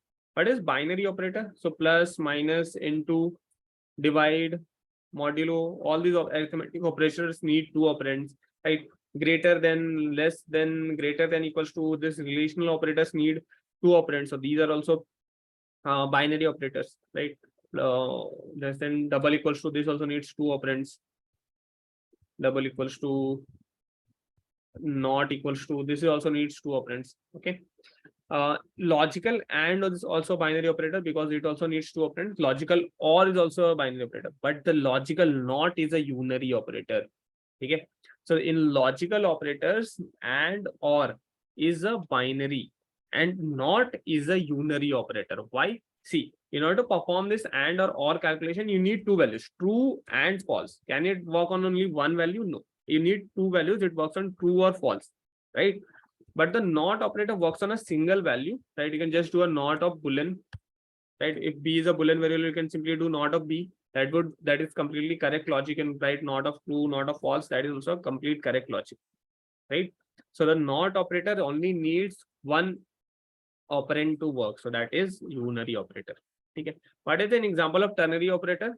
So the ternary condition that we wrote, right? So there is only one example, that is question mark colon. So it has three operands. It needs three operands. One is the condition, and one is the expression one, other is the expression two. So this needs three operands to work. So that's why it is known as ternary operator. You cannot write the ternary operator without writing three expressions, one condition and two values, right? So that is a ternary operator because it needs three values, right, to work. Three operands or three values to work. So that's why it is known as a ternary operator.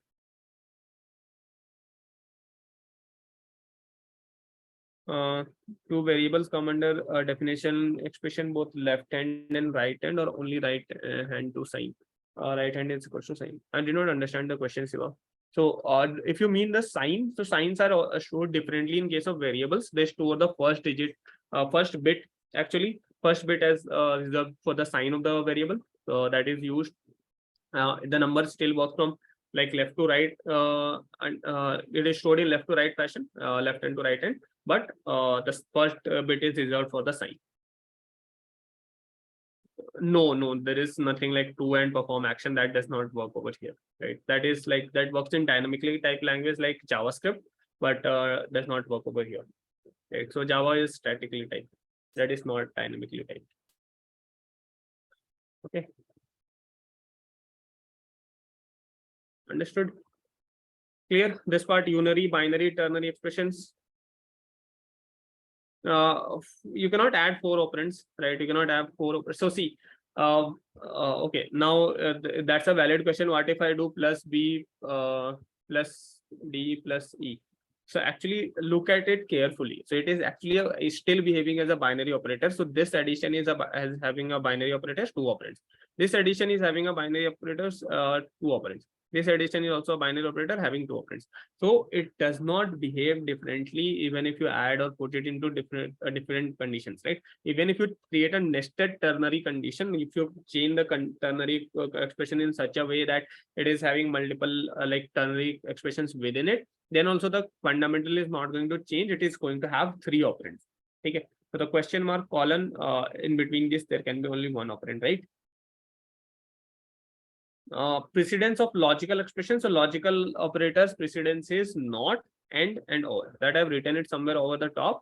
So the precedence is fixed. That is, firstly is not, which is the highest priority. Then we have and the end we have or.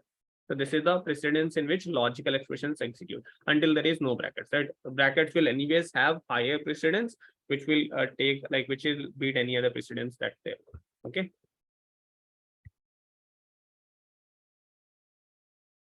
Okay, understood this concept, unary, binary, ternary, small fundamental theoretical concept you need to understand, right? So if what are the questions you get? So sometimes you get questions like, what are the examples of unary operators? So these three are examples of unary operators. What is an example of binary operators? So all these operators are example of binary operators. Now going forward, wherever you'll see operator, you just need to check how many operands it is, right? You don't even need to remember the operator. You just need to check how many operand does it use to perform its logic. If it is one, then it is unary. If it is two, then it's binary. If it is three, then it's ternary. Simple.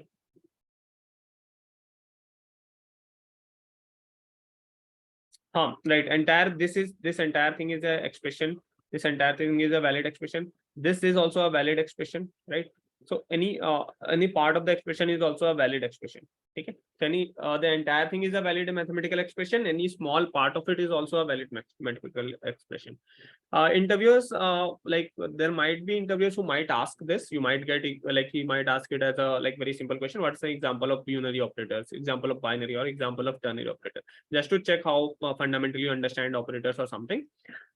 You get these kind of questions generally not in interviews, but in like online rounds where you get MCQs. So a lot of companies have MCQs. So there you get questions like say there might be a question like pick one the operator that is not a unary operator. Okay, which of these, which out of this is not a unary operator, which out of this is not a ternary operator. So there is only one example of ternary operator, that is question mark colon, right? So this is the same thing that we have used over here, right? Though earlier we used solved questions using this ternary operator, right, over here. Yeah, this one. So this is like the ternary operator example. Okay?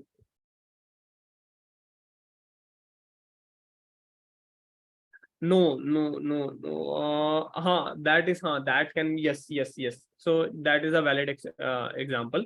So in case of here, right? So for example, this is a valid example. If you write minus b, okay, I don't think this works, but for numbers it works. So you can put it as a number, but I guess this also works. Let's check. We can validate this. So does this work in this way? For like -10 it works. Yeah, so it works. So this is in this particular statement, this is an example of unary operator. This is a good pointing that this is a unary operator over here. This minus is not a binary operator. Okay. So you might even get a question like this: what is like, is minus behaving a unary or a binary operator over here? So it can be like, see, so that's why I told you, right? Don't remember these operators, because you can be tricked if you remember the operators, that there is no concrete like way you can put this. See, minus, I told you that is the binary, but here it is behaving as a unary. So you have to always check on the operand, how many operand the operator is using in the given expression, right? So in this expression, it is using only one operand, so it is a unary operator. Okay, so it is a subjective thing. It is not a concrete definition. Depending on the situation or depending on the place where it is using, it's like definition would change, right? Whether it is unary, binary, or ternary. Okay, understood this? Learned something new about operators that you have been using since your childhood. Yes. So the last part, prime numbers. And now this is like the most interesting part for me. So all of you have done the prime number question. Yes. I guess you would have used one of these ways. I'm just trying to guess. So I'll show you better ways to do it. Okay. So I'll not explain exactly about the time complications that it is going to have. Okay. That we'll learn about. I guess next week we have a class for space and time complexity. So I'll explain you. I'll revisit this part and I explain you the exact time optimization that's there. For now, one simple thing that you can remember is, the simplest thing that I can give you example explanation is, the lesser number of lines of code, the better the time is. Okay. So less lines of code, faster it will run. More lines of code, slower it will run. Okay, understood? Okay. Okay. And just one small thing. Just tell me how many lines of code is this? If I run this and I have a system.out.println something like, or let's say I just do C++. How many lines of code is this? So this is not 3 lines of code. This is 100 lines of code. Okay, this is 100 lines of code because this statement is going to run 100 times. Okay, that's it. That just that you don't need to know for now. I'll talk about exact calculations of time and space in next week. Okay. Acha. So let's say our simple task is to find whether a number is prime or not. So let's say we are given a number and we have to check whether it is prime or not. So the simplest idea is, so what is the prime number? So prime number is a number which does not have any factors apart from 1 n itself. So if I run from 1 to n, and what is a factor? So any number that divides the number, right? So factors are definitely going to be in the range of 1 to n. There cannot be any number lesser than 1 or greater than n that is a factor of it. Okay. So if any number in this range, if n percentage I divides it equals to 0, then we can say this is a factor. We can increase our count. Okay. If finally the count that we got is 2, then we can say, okay, the count that we got is 2. So this is a prime number. It is a prime number. Otherwise, it is a not prime. Okay. Else we can print system.out.println not prime.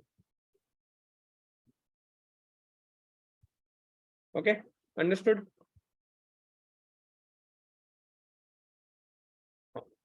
Now Okay, this is the very basic one where I have not put any like optimization, anything, any logic I have not put over here, right? I've just thought in a simple state direction that if my count is becoming 2 after checking all the factors, it is prime. If it is not becoming 2, it is not prime. Okay, let's think of optimization. Okay, let's try to reduce the number of iterations. Achha. So how many factors will the number have? If you want 100th prime number, then you need to count the number of prime numbers that you are getting. Okay, I'll come to that question. That is a question of nested loops, not a question over here. Okay, I'm talking about simple prime. Okay, let's first complete this. So this is this one everyone understand, right? Anyone having any doubts on this? Because going forward, it's going to become a little bit complicated. Okay, how we are finding prime.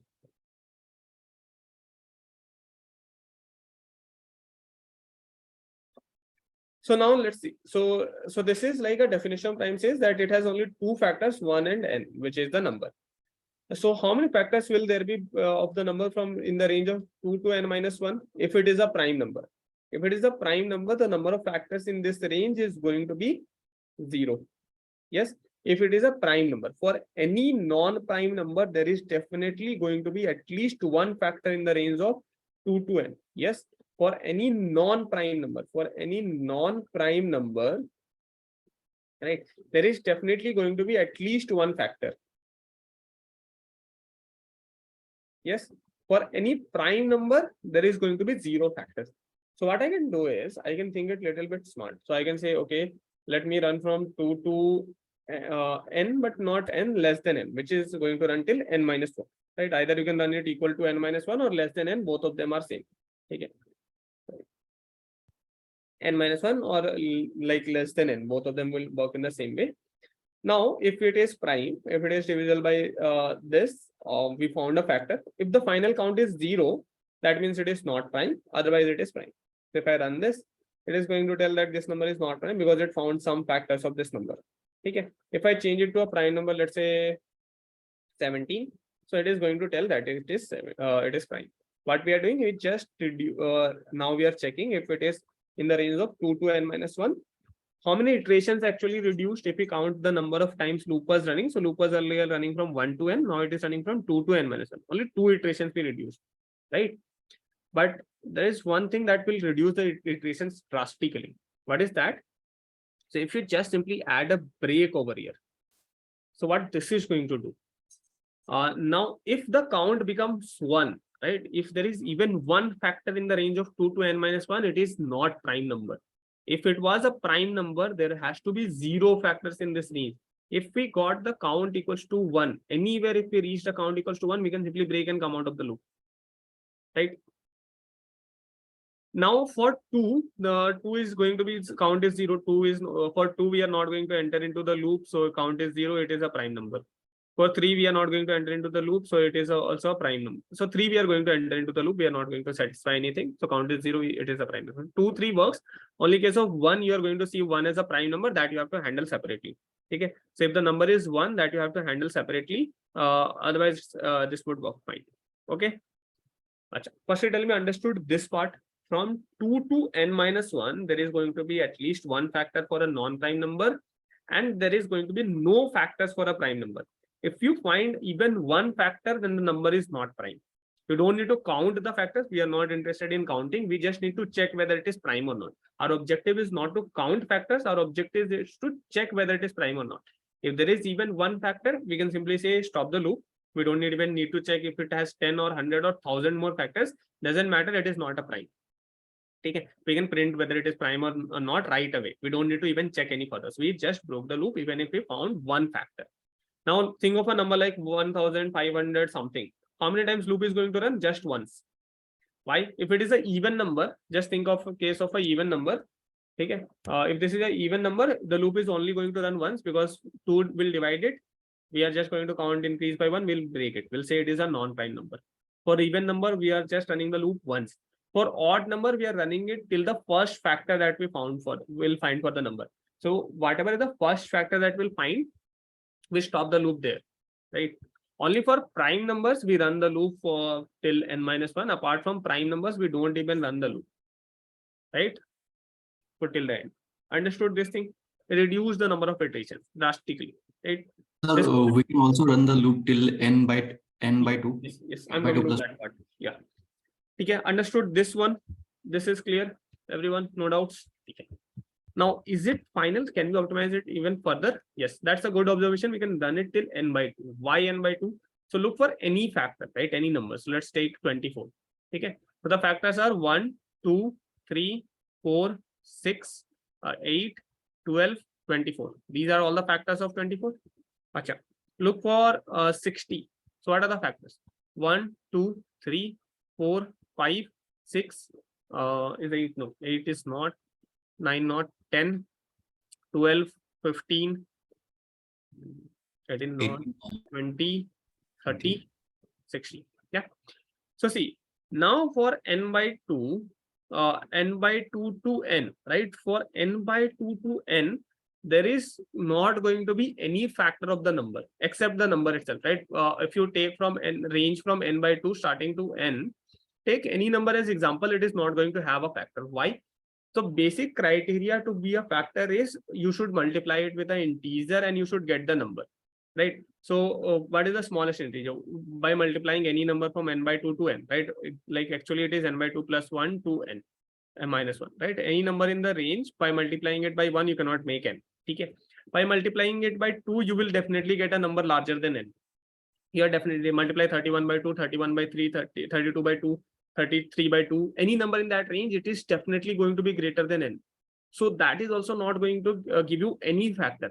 So we are like unnecessarily running this. For unnecessarily running this till n minus 1, we can even run it till n by 2 and it would still work fine.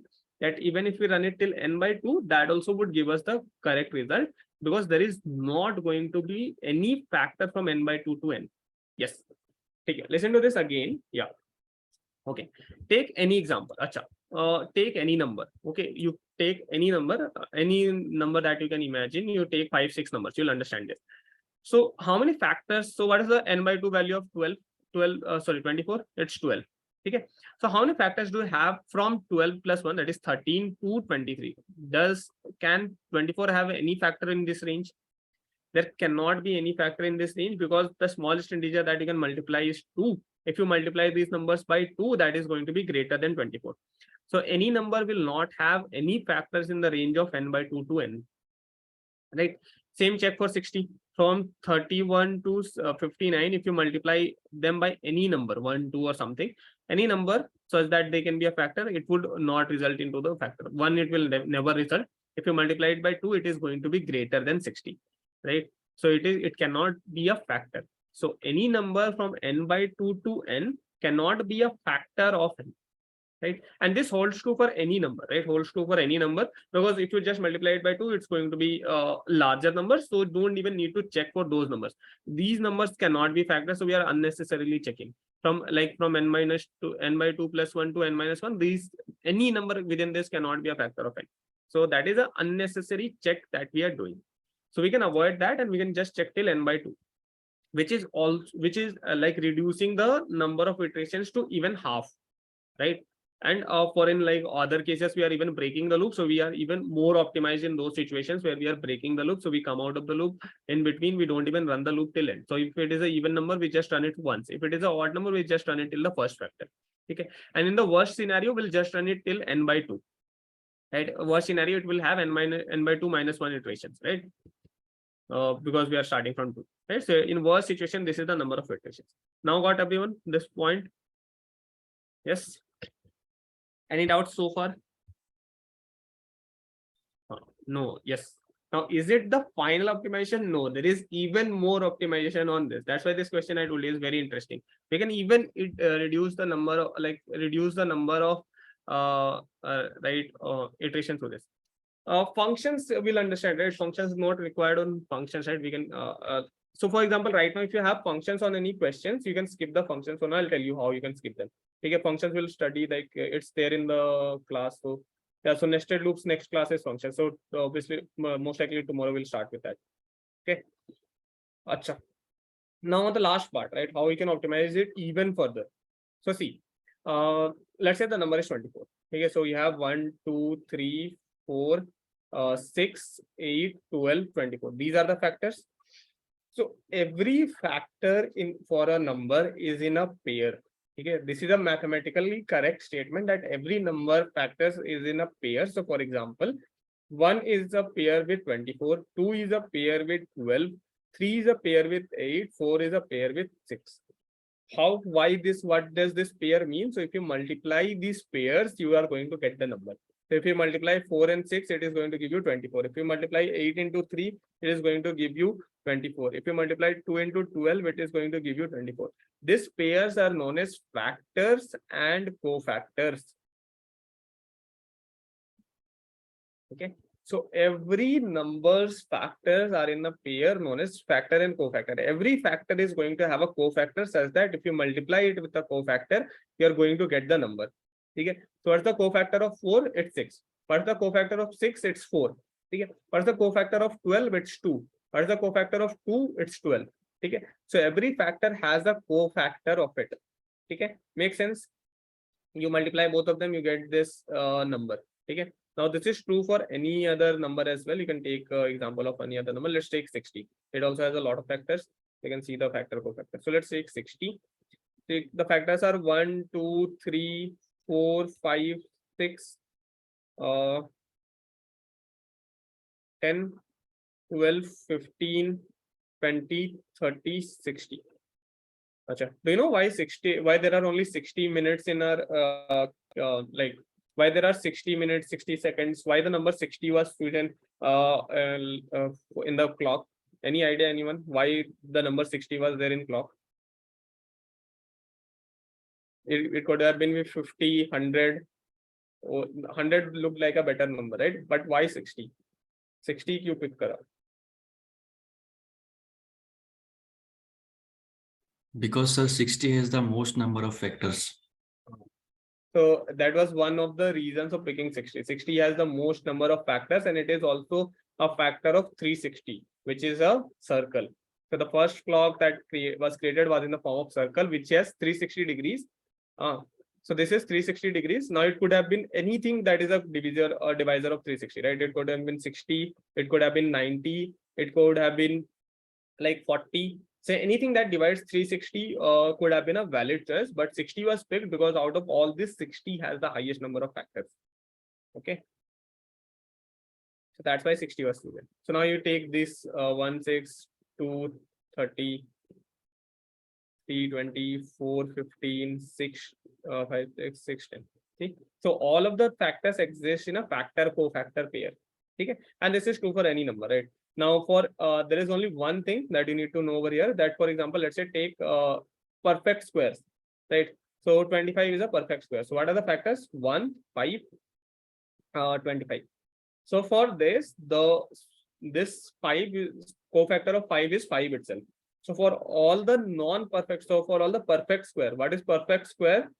So any number that is a square of an integer number, like for example 25. 5 into 5 is 25. For example 36. 6 into 6 is 36. So 36 is a perfect square. So it is 1, 2, 3, 4, 6, 9, 4 is 36, 9, 12,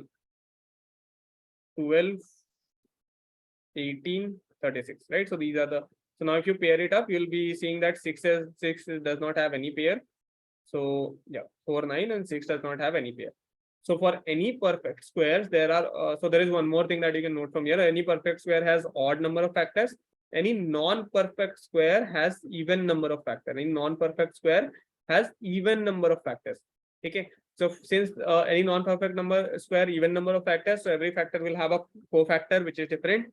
For perfect square, since there are odd number of factors, the middle number, which is the square root, will not have any cofactor to it. So this itself is the cofactor. So what's the cofactor of 6? 6 itself. Because if you multiply 6 with 6, you get 36. What's the cofactor of 5 here? 5 itself. So if you multiply 5 with 5, you get 25. Okay. Understood? Understood the mathematical side of this? So basically every factor exists in factor and cofactor thing. Okay. So there cannot be any factor that does not have a cofactor to it. Okay. Clear this concept? Is this clear? Anyone doubts on this one? This is mathematical concept, right? This is like pure simple mathematics. Now, what's the use of this, sir? Why are you teaching maths, programming, sikao, sir? So this is useful over here. See, since every factor is going to have a cofactor, right? So if there is no factor, still the square root, right? There is going to be at least one factor that is lesser than the square root. If you just break it in for any factor cofactor thing, right? Break it for like 60 as well. So what's the square root of 60? It's going to be somewhere around 7, 8, between 7 to 8, right? 7 to 8, between 7 to 8, 7 point something. That's square root of 60. 7 square is 49, 8 square is 64. So it is going to be somewhere between 7 to 8. Okay. So what are the factors of this? 10, 12, 15, 20, 30, 60, right? So these are the factors. So at the square root, 7 point something, right? So this is the range. So there has to be factors before the square root. So every factor that is going to have a cofactor, one factor is going to be before square root, other factor is going to be the after square root. See, so this cofactor cofactor pairs. So one factor is going to be before square root, other one is going to be the after square root. So if there is no factors before the square root, there is not going to be any factors after the square root, right? Because those factors cannot exist without cofactor, and since there is no factors between this before the square root, there cannot be any factors after the square root as well. Okay, and this holds true for any number. If there is no factor of the number before the square root, there cannot be any factor after the square root of the number. Okay, for perfect squares, like there is the factor square root is also included, right? The square root of the number is a factor of the number, so this is not a prime number, right? Till here. So yeah, so we just need to check till equal to square root. If there is no factor till the square root of the number, then there is no factor from the square root to n of the number, right? And the square root of the number is way smaller than n by 2. See, check for here. For 60, n by 2 is 30. So we are doing up till 30 iterations. This loop might run for 30 times. Okay, it's not running for even numbers, but for if the number is 61 or 62, it might run for n by 2 times. But if we are checking till square root times, how many iterations we are going to run? We are going to run 6, 7 times, right? We are just going to run till 6, 7, and it will be able to say whether this number is prime or not. So instead of doing this, we can run it till square root times. Okay. Now, how can we find out square root? Square root can be found out using a mathematical function known as mat.sqrt, and we can pass this number. I'll explain all the mathematical functions right away. For now, just assume that this is giving us the square root. So if we run the number from 2 to square root of n, if there is no factors in the range of 2 to square root of n, then there is no factors of the numbers in the range of 2 to n minus 1, and it is a prime number. If there is even a single factor in the range of this, then there are more factors. Okay. Yes. You can write I into I is less than n. That is also works. That also works. Yes. Square root of 60 will be float value. It is going to be 7 point something. So it's fine, right? We are going to run for 6, and then we are going to become 7. So till 7 will run. When it becomes 8, 8 is less than the square root, greater than the square root. So we'll terminate. So we'll run till 6, 7. 1 plus minus iteration does not matter, right? One iteration is not going to cause any big difference in time. Okay. So we are going to run till 7 point something. This is going to be 7 point something. We are going to check 7 is less than this, so it will run. 8 is greater than this, so it will not run. So we'll break exactly at 8. Okay. Now this would also work fine. It would be able to tell us whether a number is prime or not. Let's check for 60. So 60 is not a prime number. So we are running just 7 iterations. So it will be. Yeah. No, it won't give error as lossy conversion, because here it will just convert like lower value into upper one. So if you do this here, so it will convert the lower value into upper one, and it will compare it. A lossy conversion happens when you store it into a smaller value. But if you try to do it, it will automatically convert into the higher side and do this mathematical operation. Okay. So for example, if you add a decimal and an integer number, so for example, if you do this 1 plus 2.3, 2.4. So this would result in 3.4. But if you try to store this into float or decimal, you are not going to get errors. But if you try to store it in integer, then you will get errors. Okay. Same scenario is happening over here. When it is decimal number, it is comparing it, converting decimal, comparing it. It's fine. Okay. So you are not getting errors. Okay. Understood? So let me do a dry run once. First, tell me, understood this concept of why a number is going to have a factor for like from 2 to square root of n, because factors exist in pairs, which is known as factor and cofactor. One factor is from before the square root of the number, one factor is after the square root of the number. Both of them multiply together to make the number. This is true for any number. Just for perfect square numbers, the square root of the number is the cofactor with itself. Okay. So for example, 5 is a cofactor with itself for 25. 6 is a cofactor with itself for the number 36. Right? It's perfect square root. Okay. Okay. Now let's do it a dry run for like this 60. Okay, let's do it a dry run for 60. What is happening? So when we have the number as 60, what is happening? We started with I equals to 2. So what we are checking is n percentage I double equals to 0. We checked is 2 less than square root of 60, which is 7 point something. Let's say 7.2, 7.3, something like that. 7.6 or 7. Let's say 7 point something. Okay.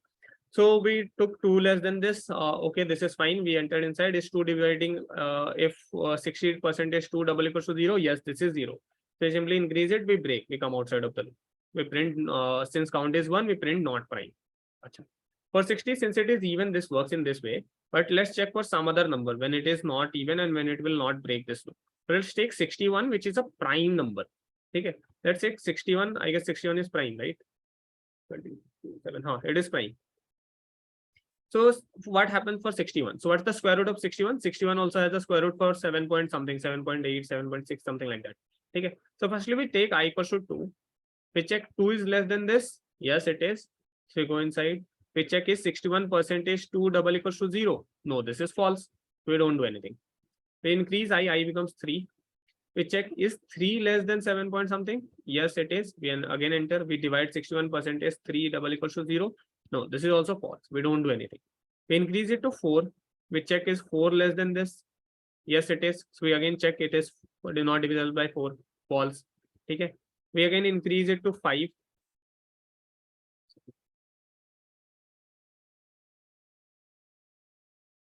Okay. So we increase it from 4 to 5. We check is 5 less than this. Yes, it is. We again divide it by 5. Is it divisible? Not. False. So we again don't do anything. Okay, so we are checking this, we're increasing, but this is not executing. This part is not executing till now. We check for 6. Is 6 less than this? Yes. So is 6 dividing this? No. Okay. We check for 7. Is 7 less than this? Yes. We divided by 7. Is 7 dividing this? Is it? No, 7 is also not dividing, right? So 7 does not divide, so it's false. We check for 8. 8 for 8, the condition is false. For 8 less than this condition becomes false. We simply come out of the loop. So we never entered into the if part. We count never increased, and we came outside and count is still 0. So we ran the loop for just from 2 to 8, and we are able to say that it is not prime. Now, if we check for 61, it will be saying that this is not prime. Okay. Oh, sorry, prime. So its count is 0, so it will say it is prime, right? Because none of the conditions satisfied, count never increased, so it is prime. Okay. So basically, the mathematical concept that I used over here is any number is going to have at least one factor from 2 to square root of n if it is a non-prime number. If it is a prime number, then it does not have any factor apart from 1 in itself. So it will not have any factor in any range from 2 to n minus 1 or any range. But for a non-prime number, it is going to have one factor from 2 to square root of n. This holds true because of the concept of factors lies in pairs, that is factor and cofactor pair. So if one factor is going to be before square root, one factor is going to be after square root. If you multiply both of them, you get the final number. Understood? Makes sense? Now the number of iteration that you are doing is very less. Square root iterations, if you check for a very large number, the square root comes out to be very less, right? If the number is 1000 or something, the square root of it would come out to be 20 or something, 30 point something, right? 30 times you will at max run the loop if the number is in the range of 1000.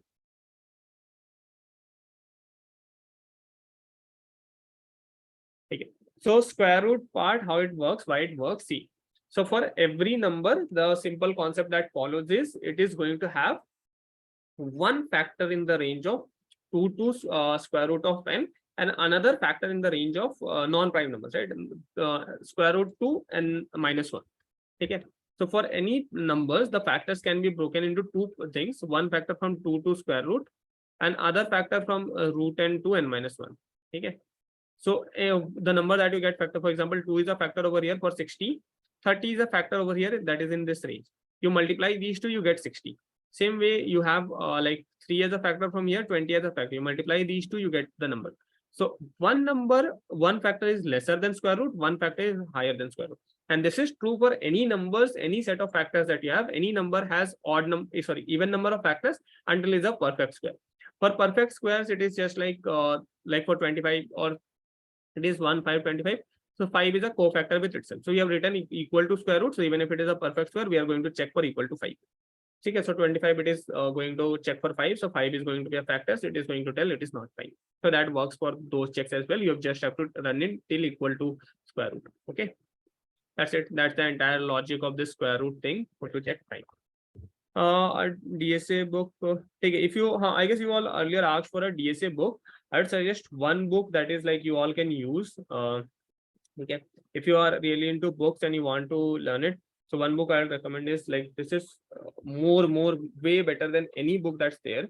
Okay.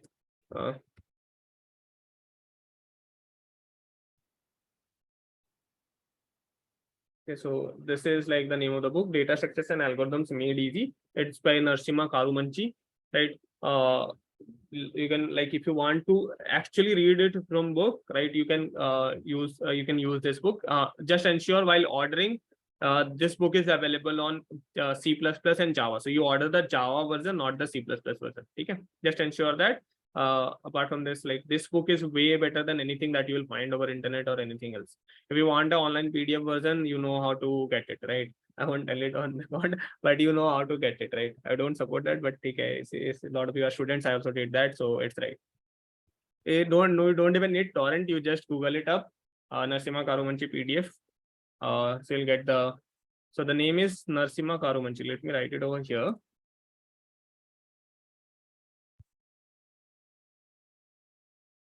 So this was the book I used to read a lot actually, and this is really good. Okay, the name of the book is Data Structures and Algorithms Made Easy. Not by Telegram, just type it in Google, Narasimha Karumanchi Data Structures and Algorithms PDF. You would get links for PDF. Okay. If you are like used to reading ebooks, so you won't be like having problems. So you can just type PDF, you'll get a book for that. And, students are smart, I guess. Someone will paste the link right away in chat as well. So, yeah, you can do that.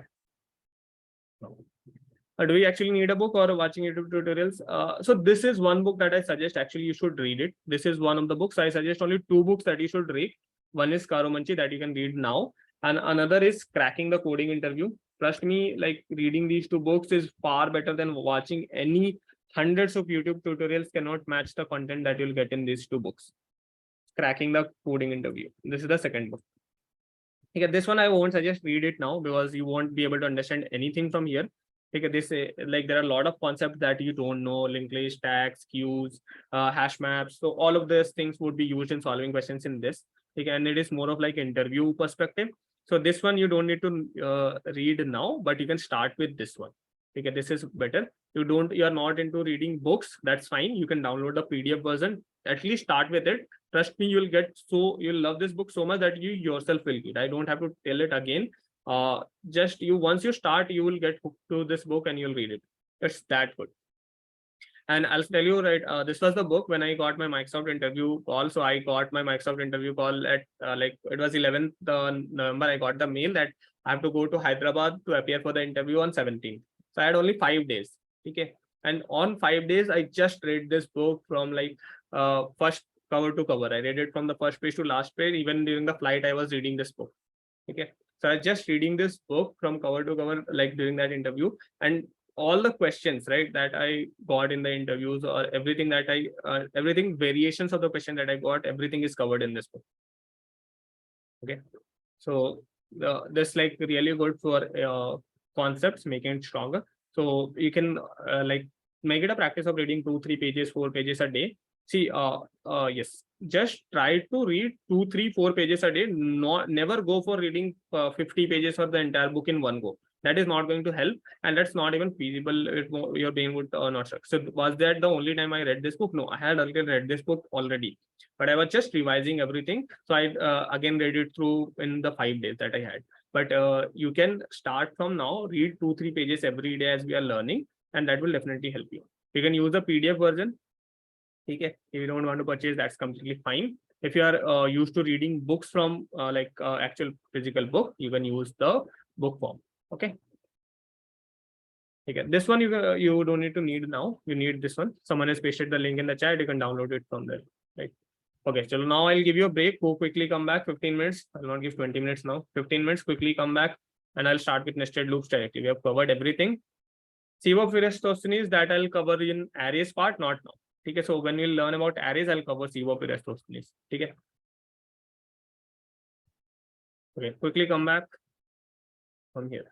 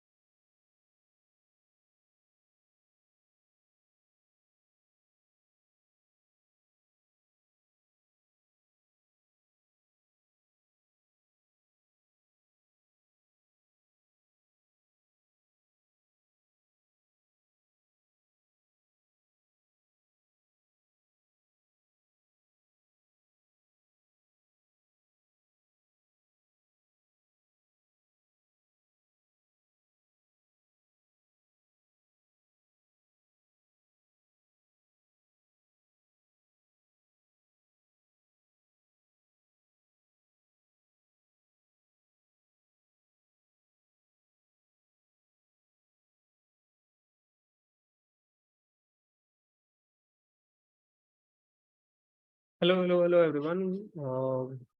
Welcome back. I hope you all had got time to have your lunch. Okay, anyone in the middle of lunch? Had it? Yes. Then, okay. Saturday afternoon, having lunch and then listening to boring computer science concepts. And then sleeping to it. Right? There could not be anything interesting than this. Right? Okay. Please don't doze off, right? I just need more 45 minutes of your concentrated time. Okay. In case you have you have had a heavy lunch, please bear with me for 45 minutes, and then you can go rest. You have a interactive session at 4, right? Which you'll like, full of energy. Okay. Yes.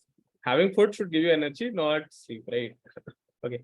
Actually, I used to get feel sleepy after eating lunch. So in college, so I used to go and sleep if there was a class. So it used to be sleepy. My 12th coaching used to be completely sleepy. I used to doze off during the coaching classes after lunch. But at work, like I got used to it. Right, I cannot go in office and I can sleep. So actually, I slept some days after lunch in office. So I went. I had lunch and I slept till 4, and then I came back to home. But I did not feel that this is a good way to do my job. So I started to be awake. But yeah. What will the duration of LinkedIn session? I don't know actually. I have no idea. So you have a soft skill sessions, right? So that you can do. I guess that would be 1 hour. I don't know. Is this 4, right? This is 4, right? Uh, I guess 1 hour would be there.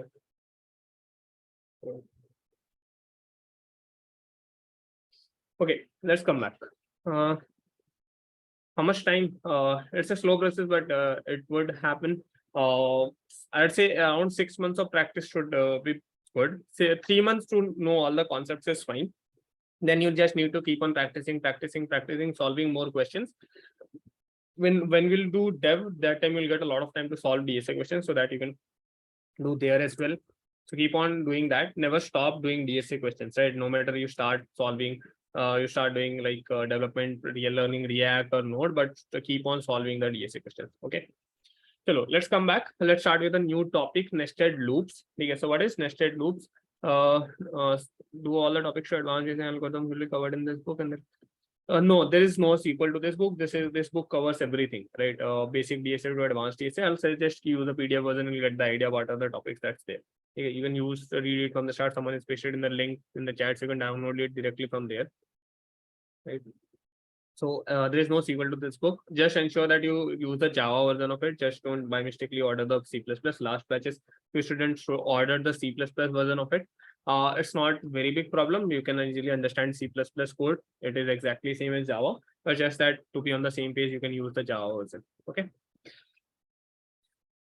Let's come to the nested loops concept. So what is nested loops? So what was nested if? If condition inside another if was nested if. What is nested loop? A loop inside another loop. Right. So what is nested loop? Loop inside another loop. Okay.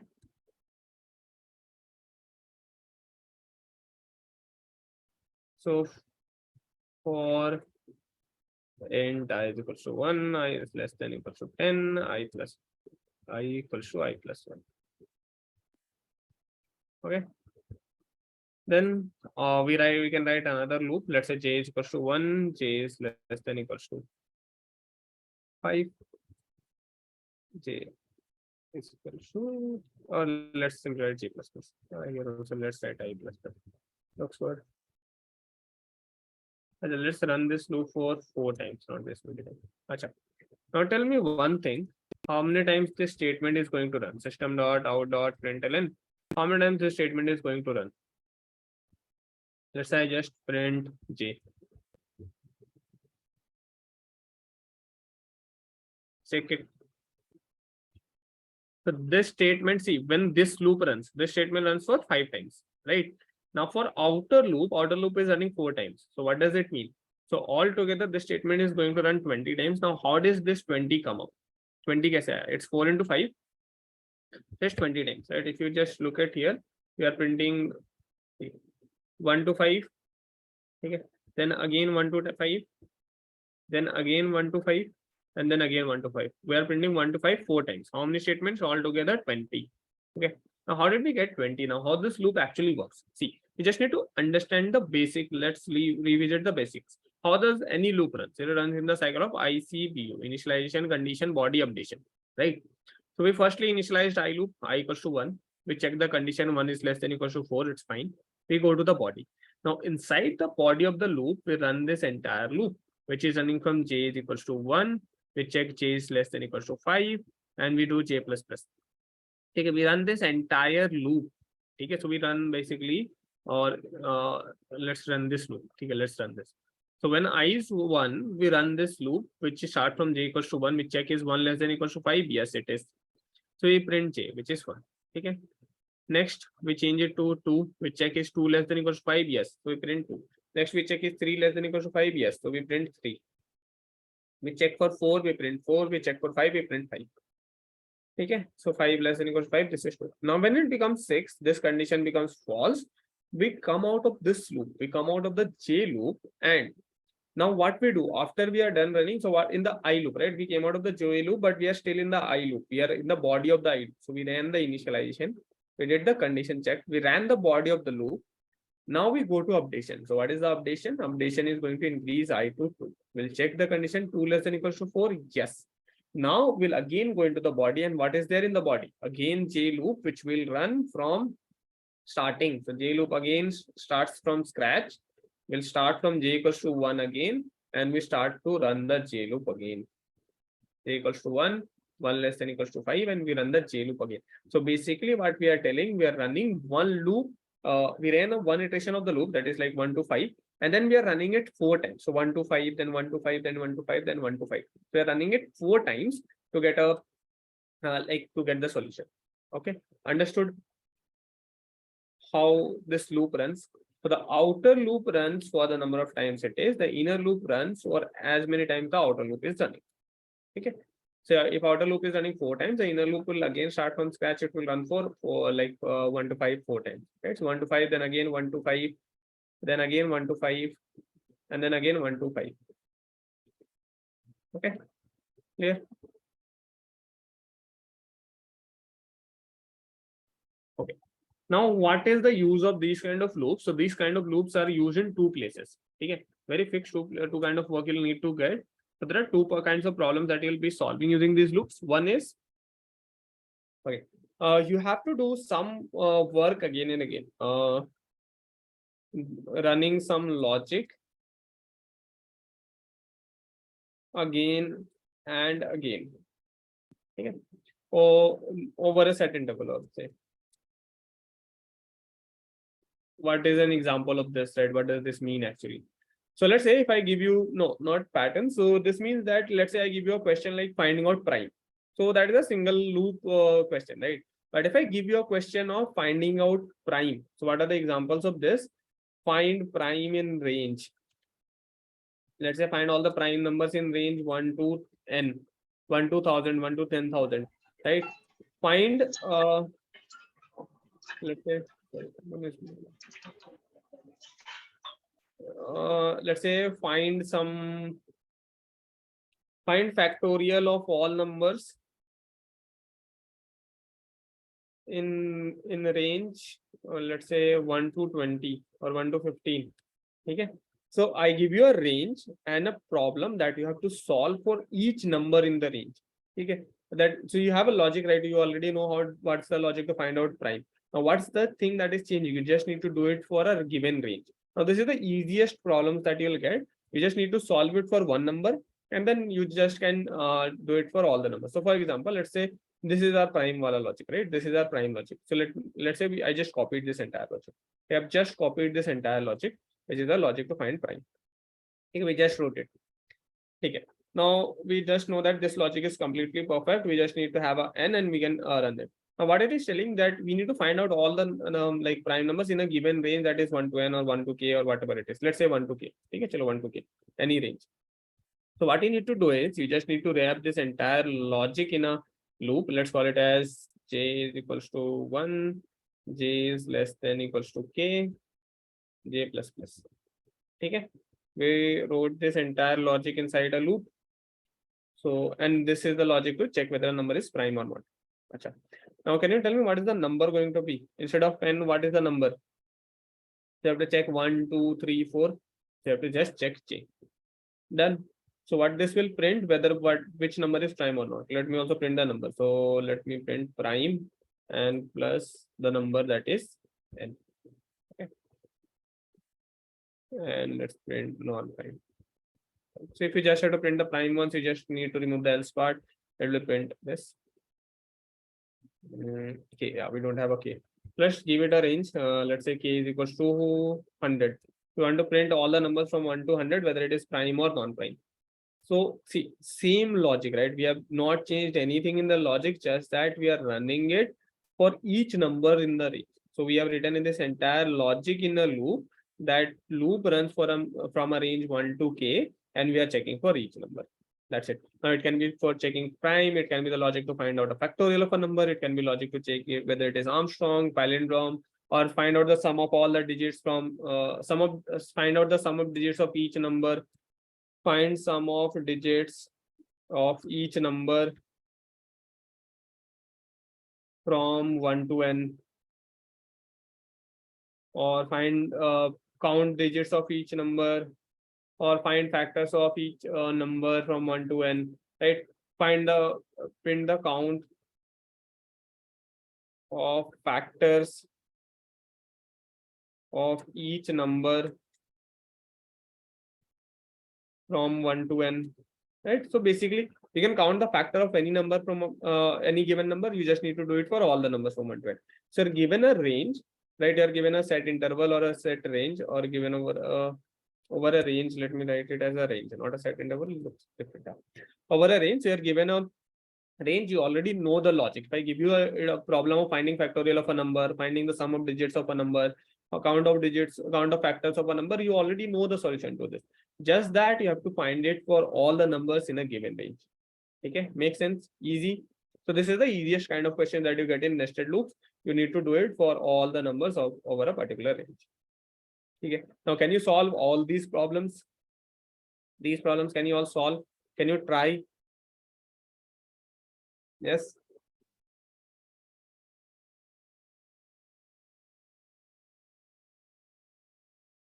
Okay. So you know the logic to do that work. It's just that you have to do it for all the numbers over a given range, not just for a single number. Okay. Now, what's the second kind of question? Now, this is the second type of questions are really the problems, or really the things where you will have doubts. The second type of questions are, okay, let me write it below. Okay, let me write it over here. The second type of question that you get is pattern printing. Okay. Chalo, I'll give you the reverse way. Okay, I'll give you, now this is like interesting. Print the count of factorials. Yes, how to find the count of factorials? Count of factors. So, okay. So this is the logic to count the factors, right? Earlier what we wrote, you just need to run a loop. So from 1 to n, loop from 1 to n, and you increase the count. 1 to less than equals to n. If n is the number for which you want to count the factors. Okay. If if n is divisible by I, n percentage I double equals to 0, that means what does it mean? Count plus plus. Yes. Okay. So this is counting the factors, right? Simply all the factors we are counting. So earlier we are checking if the count of factors is 2 or 0 or something, right? Now we want to check for all the numbers. Now you just need to do it in the entire range, right? So let me write it as count of factors. So now what is your n going to be? N is going to be 1, 2, 3, 4, 5, 6. It is going to change for every iteration of the loop. Okay. So n is like I was checking n is equals to j. So that's how n was changing for every iteration, and every iteration I was finding for a new number. Okay. Now, second kind of question is pattern printing, where we use it to print a particular kind of pattern. Okay. Now let me just show you something. Okay. So let's say I write this. I is equals to 1. Just use the fundamentals that I have taught you, right? IC view cycle. Just use it and tell me what is this loop going to print. Let's say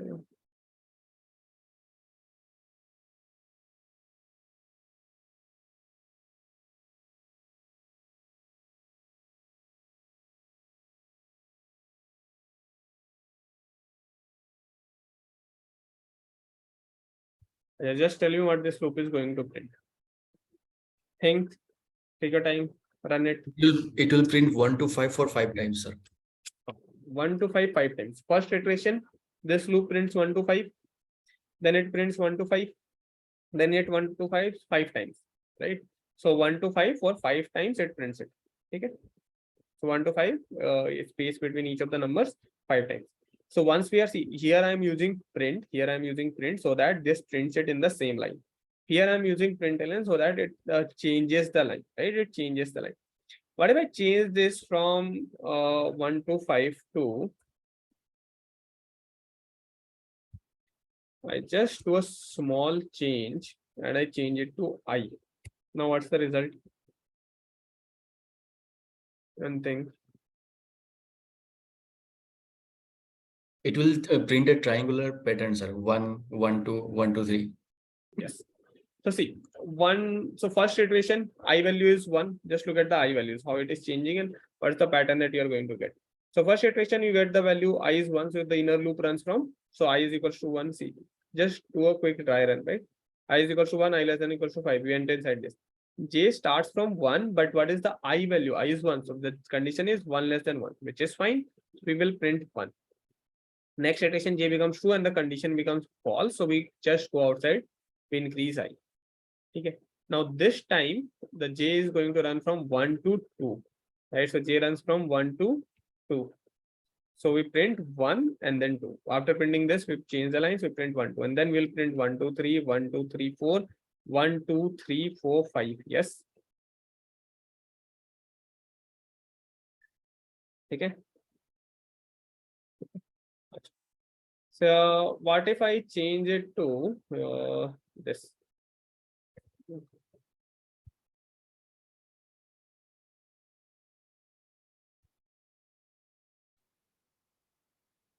So now tell me what's this going to print?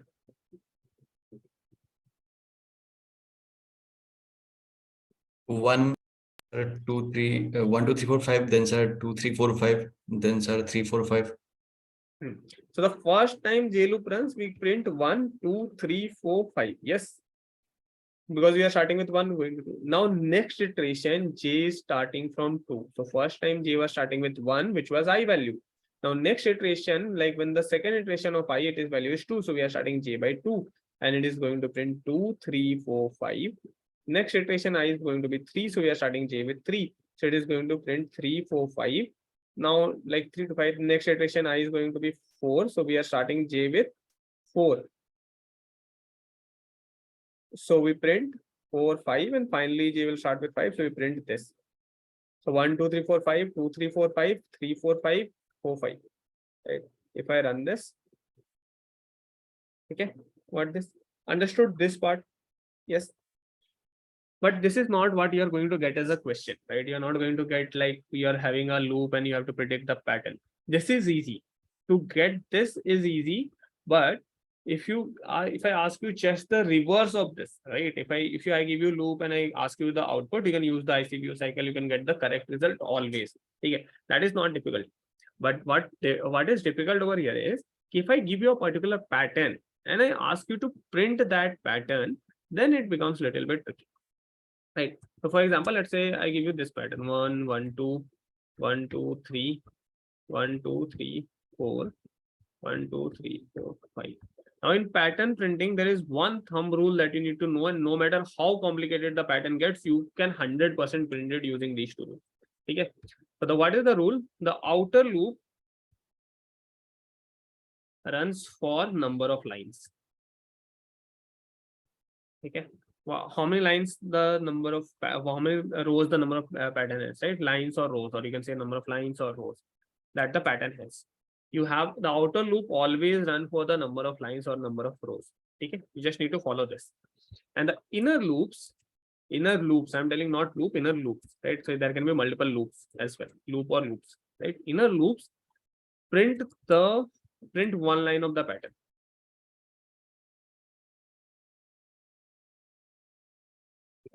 This is how you can print any pattern altogether. So outermost loop is going to run for the number of lines.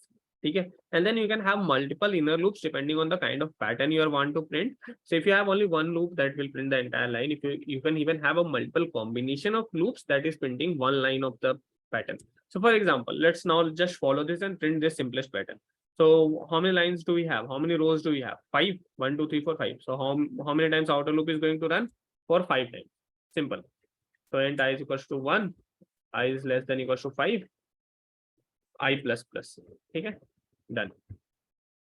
How many times inner loop runs? Inner loop runs for the number of times, number of words, characters that you have to print in each line, right? To now print one line of the pattern. So if it prints one line of the pattern, so it is going to run for the number of values that's there. So how many values are there in the line number 1? Okay. So how many values are there in line number 1? 1. How many values are there in line number 2? 2. How many values are there in line number 3? 3. How many values are there in 4? 4. Number of line number 5, there are 5 values. Now just you have to compare it with I. Okay. So for I equals to 1, so that is the first row. I equals to 2 is the second row. I equals to 3 is the third row. I equals to 4 is the fourth row.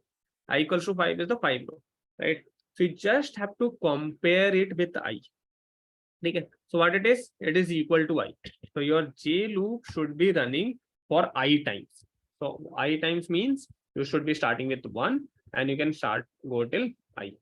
Okay, and this relation that I'm talking about, right? This I equal to I, this is always going to be related. So the number of statements that you're printing in each line, this is always going to be related with I. It can be equal to I, it can be equal to I plus 1, it can be equal to I minus 1, I plus 2, it can be equal to I minus 2, it can be equal to like n minus I minus 1, n minus I plus 1, anything like this. It will be definitely related. Okay, it is definitely going to be related with I. Okay, जो भी value that you are printing over here, the number of statements that you have in each line, right? Number of characters that you have in each line, that is anyways going to be related with I. I plus 1, I minus 1, I plus 2, I minus 2 equals to I, n minus I, n is the number of lines. Okay, so if n is the number of lines, that's going to be related to that, right? Anything, it is going to be related with I. Okay, I'll show you a few examples. It will become more clearer. For example, here it is equals to I. Right? So we just have to print I value. So what we can do is I value. Okay, print I values. So it is J and then a space. Done. Each value is J, right? So we print J. Println. Done. Now if I run this, you see the same pattern, right? Now even if it has asked to print out 100 lines of it or 10 lines of it, you just need to take n is equals to 10, and what's the thing that you have to change? Outer loop. Outer loop runs for the number of lines. You just need to change it. Inner loop does not vary. Okay, inner loop is running independently, right? It is like printing what's the number of values you have to print in each line. Now whatever is the n value, if it is 10, 20, 100,000, it will print that many lines in the pattern. Okay, understood this one, understood this concept. Outer loop runs for the number of lines, inner loop runs for the printing one line of the pattern. Okay, and this will hold true for any pattern that you want to print. Okay, if you just follow these two rules blindly, you will be able to print any pattern. Okay, so let me change something in this pattern and try to print it. Okay, so let's change something. Let's change this as, let's create the pattern as 1, 2, 2, 3, 3, 3, 4, 4, 4, 4, 5, 5, 5, 5, 5. Okay, let's say this is the pattern that you are given to print. Let me copy this.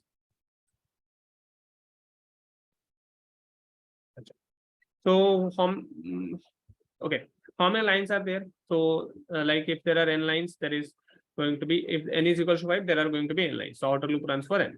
Okay, let's say n is 5, so outer loop will run for 5.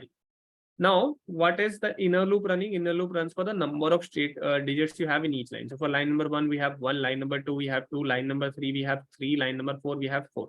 So inner loop runs from I times. Inner loop runs for I times, same thing. Inner loop runs for I times, right? Each I iteration, I equals to 1, we have 1 value, I equals to 2, we have 2 value, I equals to 3, we have 3 value, I equals to 4, we have 4 value. So each loop has I values. Okay, what is the value that we are printing over here?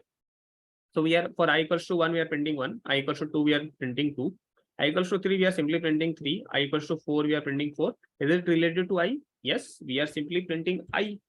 That's it. If I run this, you would get a pattern like this. Understood? Yes, no.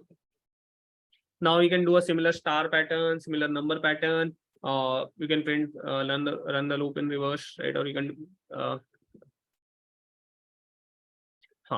now character patterns. See, character patterns are just a trick. Okay. Let me just show you one thing. Okay. Character patterns, you don't even need to think in terms of characters. I already told you the concept of ASCII. Can you run an integer loop and get a character printing? Acha, chalo, let me tell you, show you what I mean. So let's say you have a pattern like this. The one that you gave in chat. Chalo, let me solve this one. 2, 3, 3, 4, 5. Again, this is an interesting one too, which will follow the rules that I mentioned. Okay. So 5, 6, 7, 8, 9. Okay.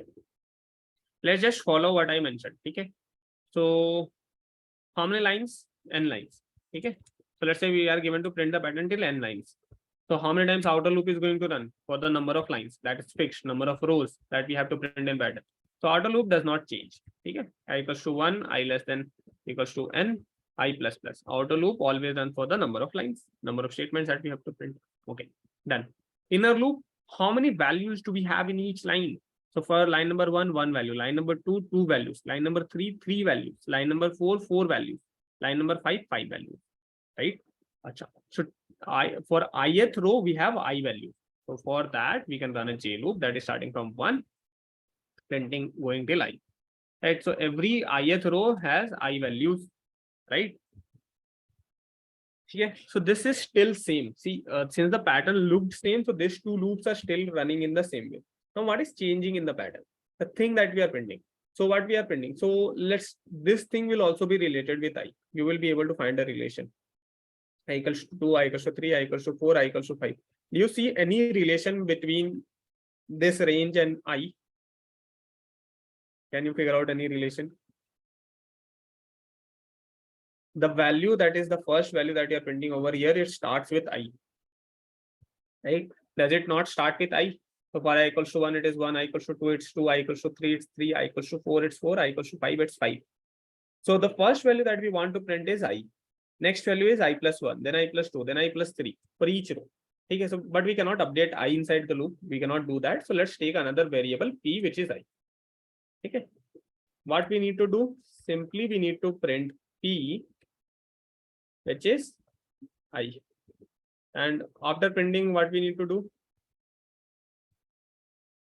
Increase P. Now look, is it solving the problem that we had? Same logic. Outer loop runs for the number of lines. Inner loop runs for the number of values you want to print in each line. That's fixed.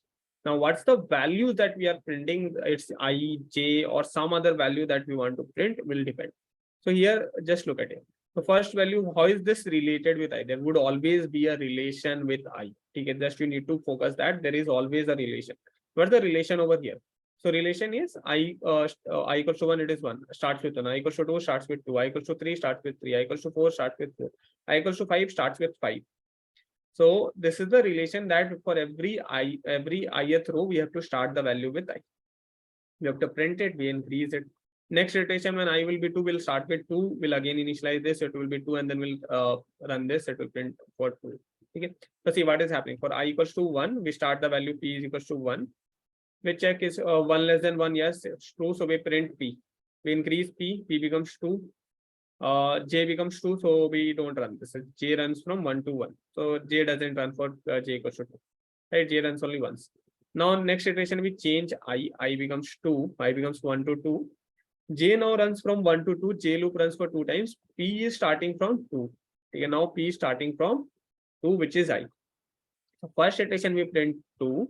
We increase P, it becomes 3, and next iteration, we print 3. You can do that. See, you can do change the J loop, start from 0 and then do J plus I. That also will work. I plus J, that also works, but that looks a little bit difficult to understand or like write it or think it. I'm telling you this, follow this approach, right? All the problem thing will be simpler. Okay. We did not do any messy calculations or something, just we followed whatever we wrote the rules. Okay. Now if I run this, you are going to get the result of this particular pattern. Okay. Understood this pattern? Yes. No doubts. Clear? Acha. Now I'll not solve the next one. Now you all think of it today. I gave you the, like, I explained you the thing that you need to know to solve this. Okay. So the second pattern which looks similar to this is A, B, C. That's the character pattern. Now, the hint that I'll give you for solving this. Okay. So the hint that you can use to solve this is ASCII, right? So ASCII values EFG, right? So for every character there is ASCII value, right? So you can treat one A is 1, B is 2, C is 3. Okay. Now you just need to do one small change over here and you will get the result. What's that small change? Figure out. You don't need to do anything in this pattern. Okay? This is exactly same pattern. 1 is A, so B is 2, C is 3, D is 4, and so on. Yes, Nitin figured it out already. Okay, so just a small change and you get the result. So for character patterns, this is a common thing, right? For character patterns, you can treat 1 is A, 2 is B, 3 is C, and just try to print that number pattern. If you are able to print the number pattern, you can definitely print the character pattern. Okay.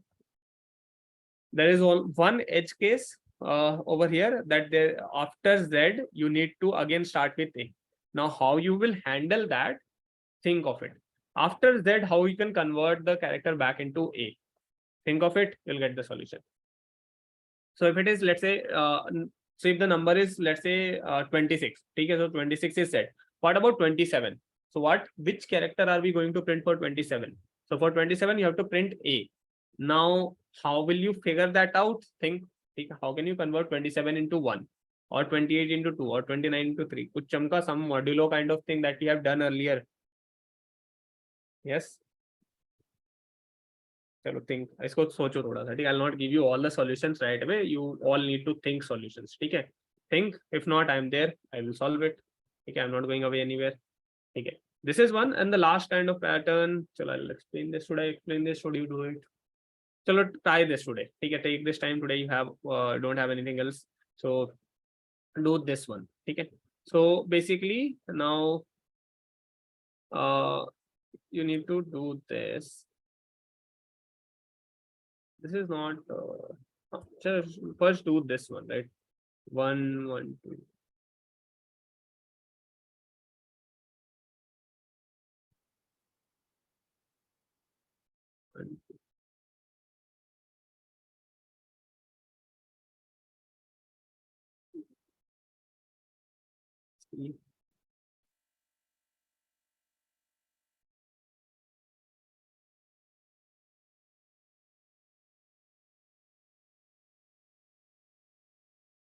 Now try to print this. You try to solve this one. Now there is questions like yes, spaces. Now there is a spaces that you have to take care of. You have to print before each line. Okay. Then there are patterns like pyramid, diamond patterns, all those things you have to print. Okay. Trust me, pattern printing is very important. Okay. It does not look like any practical use of this while coding, but when you will go to understand 2D matrix, when you will go to understand complicated things like heaps or such things, there you will use a lot of nested loops, and that will look very easy once you are very comfortable with pattern printing. Okay. So this is there for a reason. Everyone so that you won't never get a direct question from pattern printing like this. You might get, okay, I'm not telling you will never get, you might get, but the things that you will learn from here, right, while pattern printing, like the diamond pattern or the star pattern or a hollow diagonal pattern or a hollow square pattern, all these things that you will print over here, you will be understanding of how to actually write nested complicated loops. Okay, and that is very important. Okay. So I think this is it. So you got an idea of nested loops. Now you can try out all the assignments. If there is any functions in the questions, so you can just erase the function. You can write all the logic yourself. Okay. So optimus prime is one question. Now I also told you how to optimize how the prime calculation. Now try to do it. If you are getting time limit exceed, that won't come now. Other patterns are easy, right? Armstrong number is one thing. Fibonacci, yes. So that all things you can, I guess, print. Okay.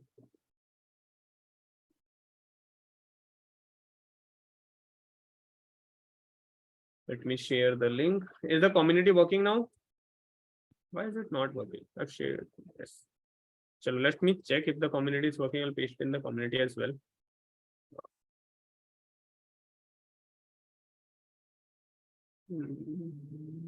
Enter community.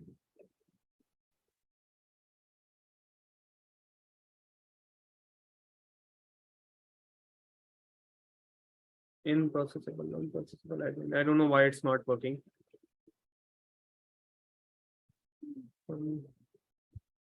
I guess this is a problem with my threads. I'll check with this. There's some problem with my threads.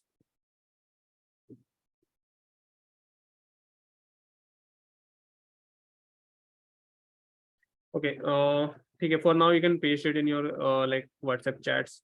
Wherever you are tracking this, I'll get this resolved. Okay. Okay. So this is it for today. We learned about operators. We learned about nested loops. We learned solve questions on optimizing it for prime numbers. We saw a lot of questions that was remaining. We did the number rotation question that you all had asked. We saw ASCII code and how ASCII and character conversion works. Okay. I guess this should be fine for today. Hello. Do join the like soft skill sessions at 4. Till then, thank you. Bye bye. Take care. See you all tomorrow. Okay. Same timing, 11 to 2. Tomorrow's class is also on the same timing. Okay. Thank you, everyone. Bye bye.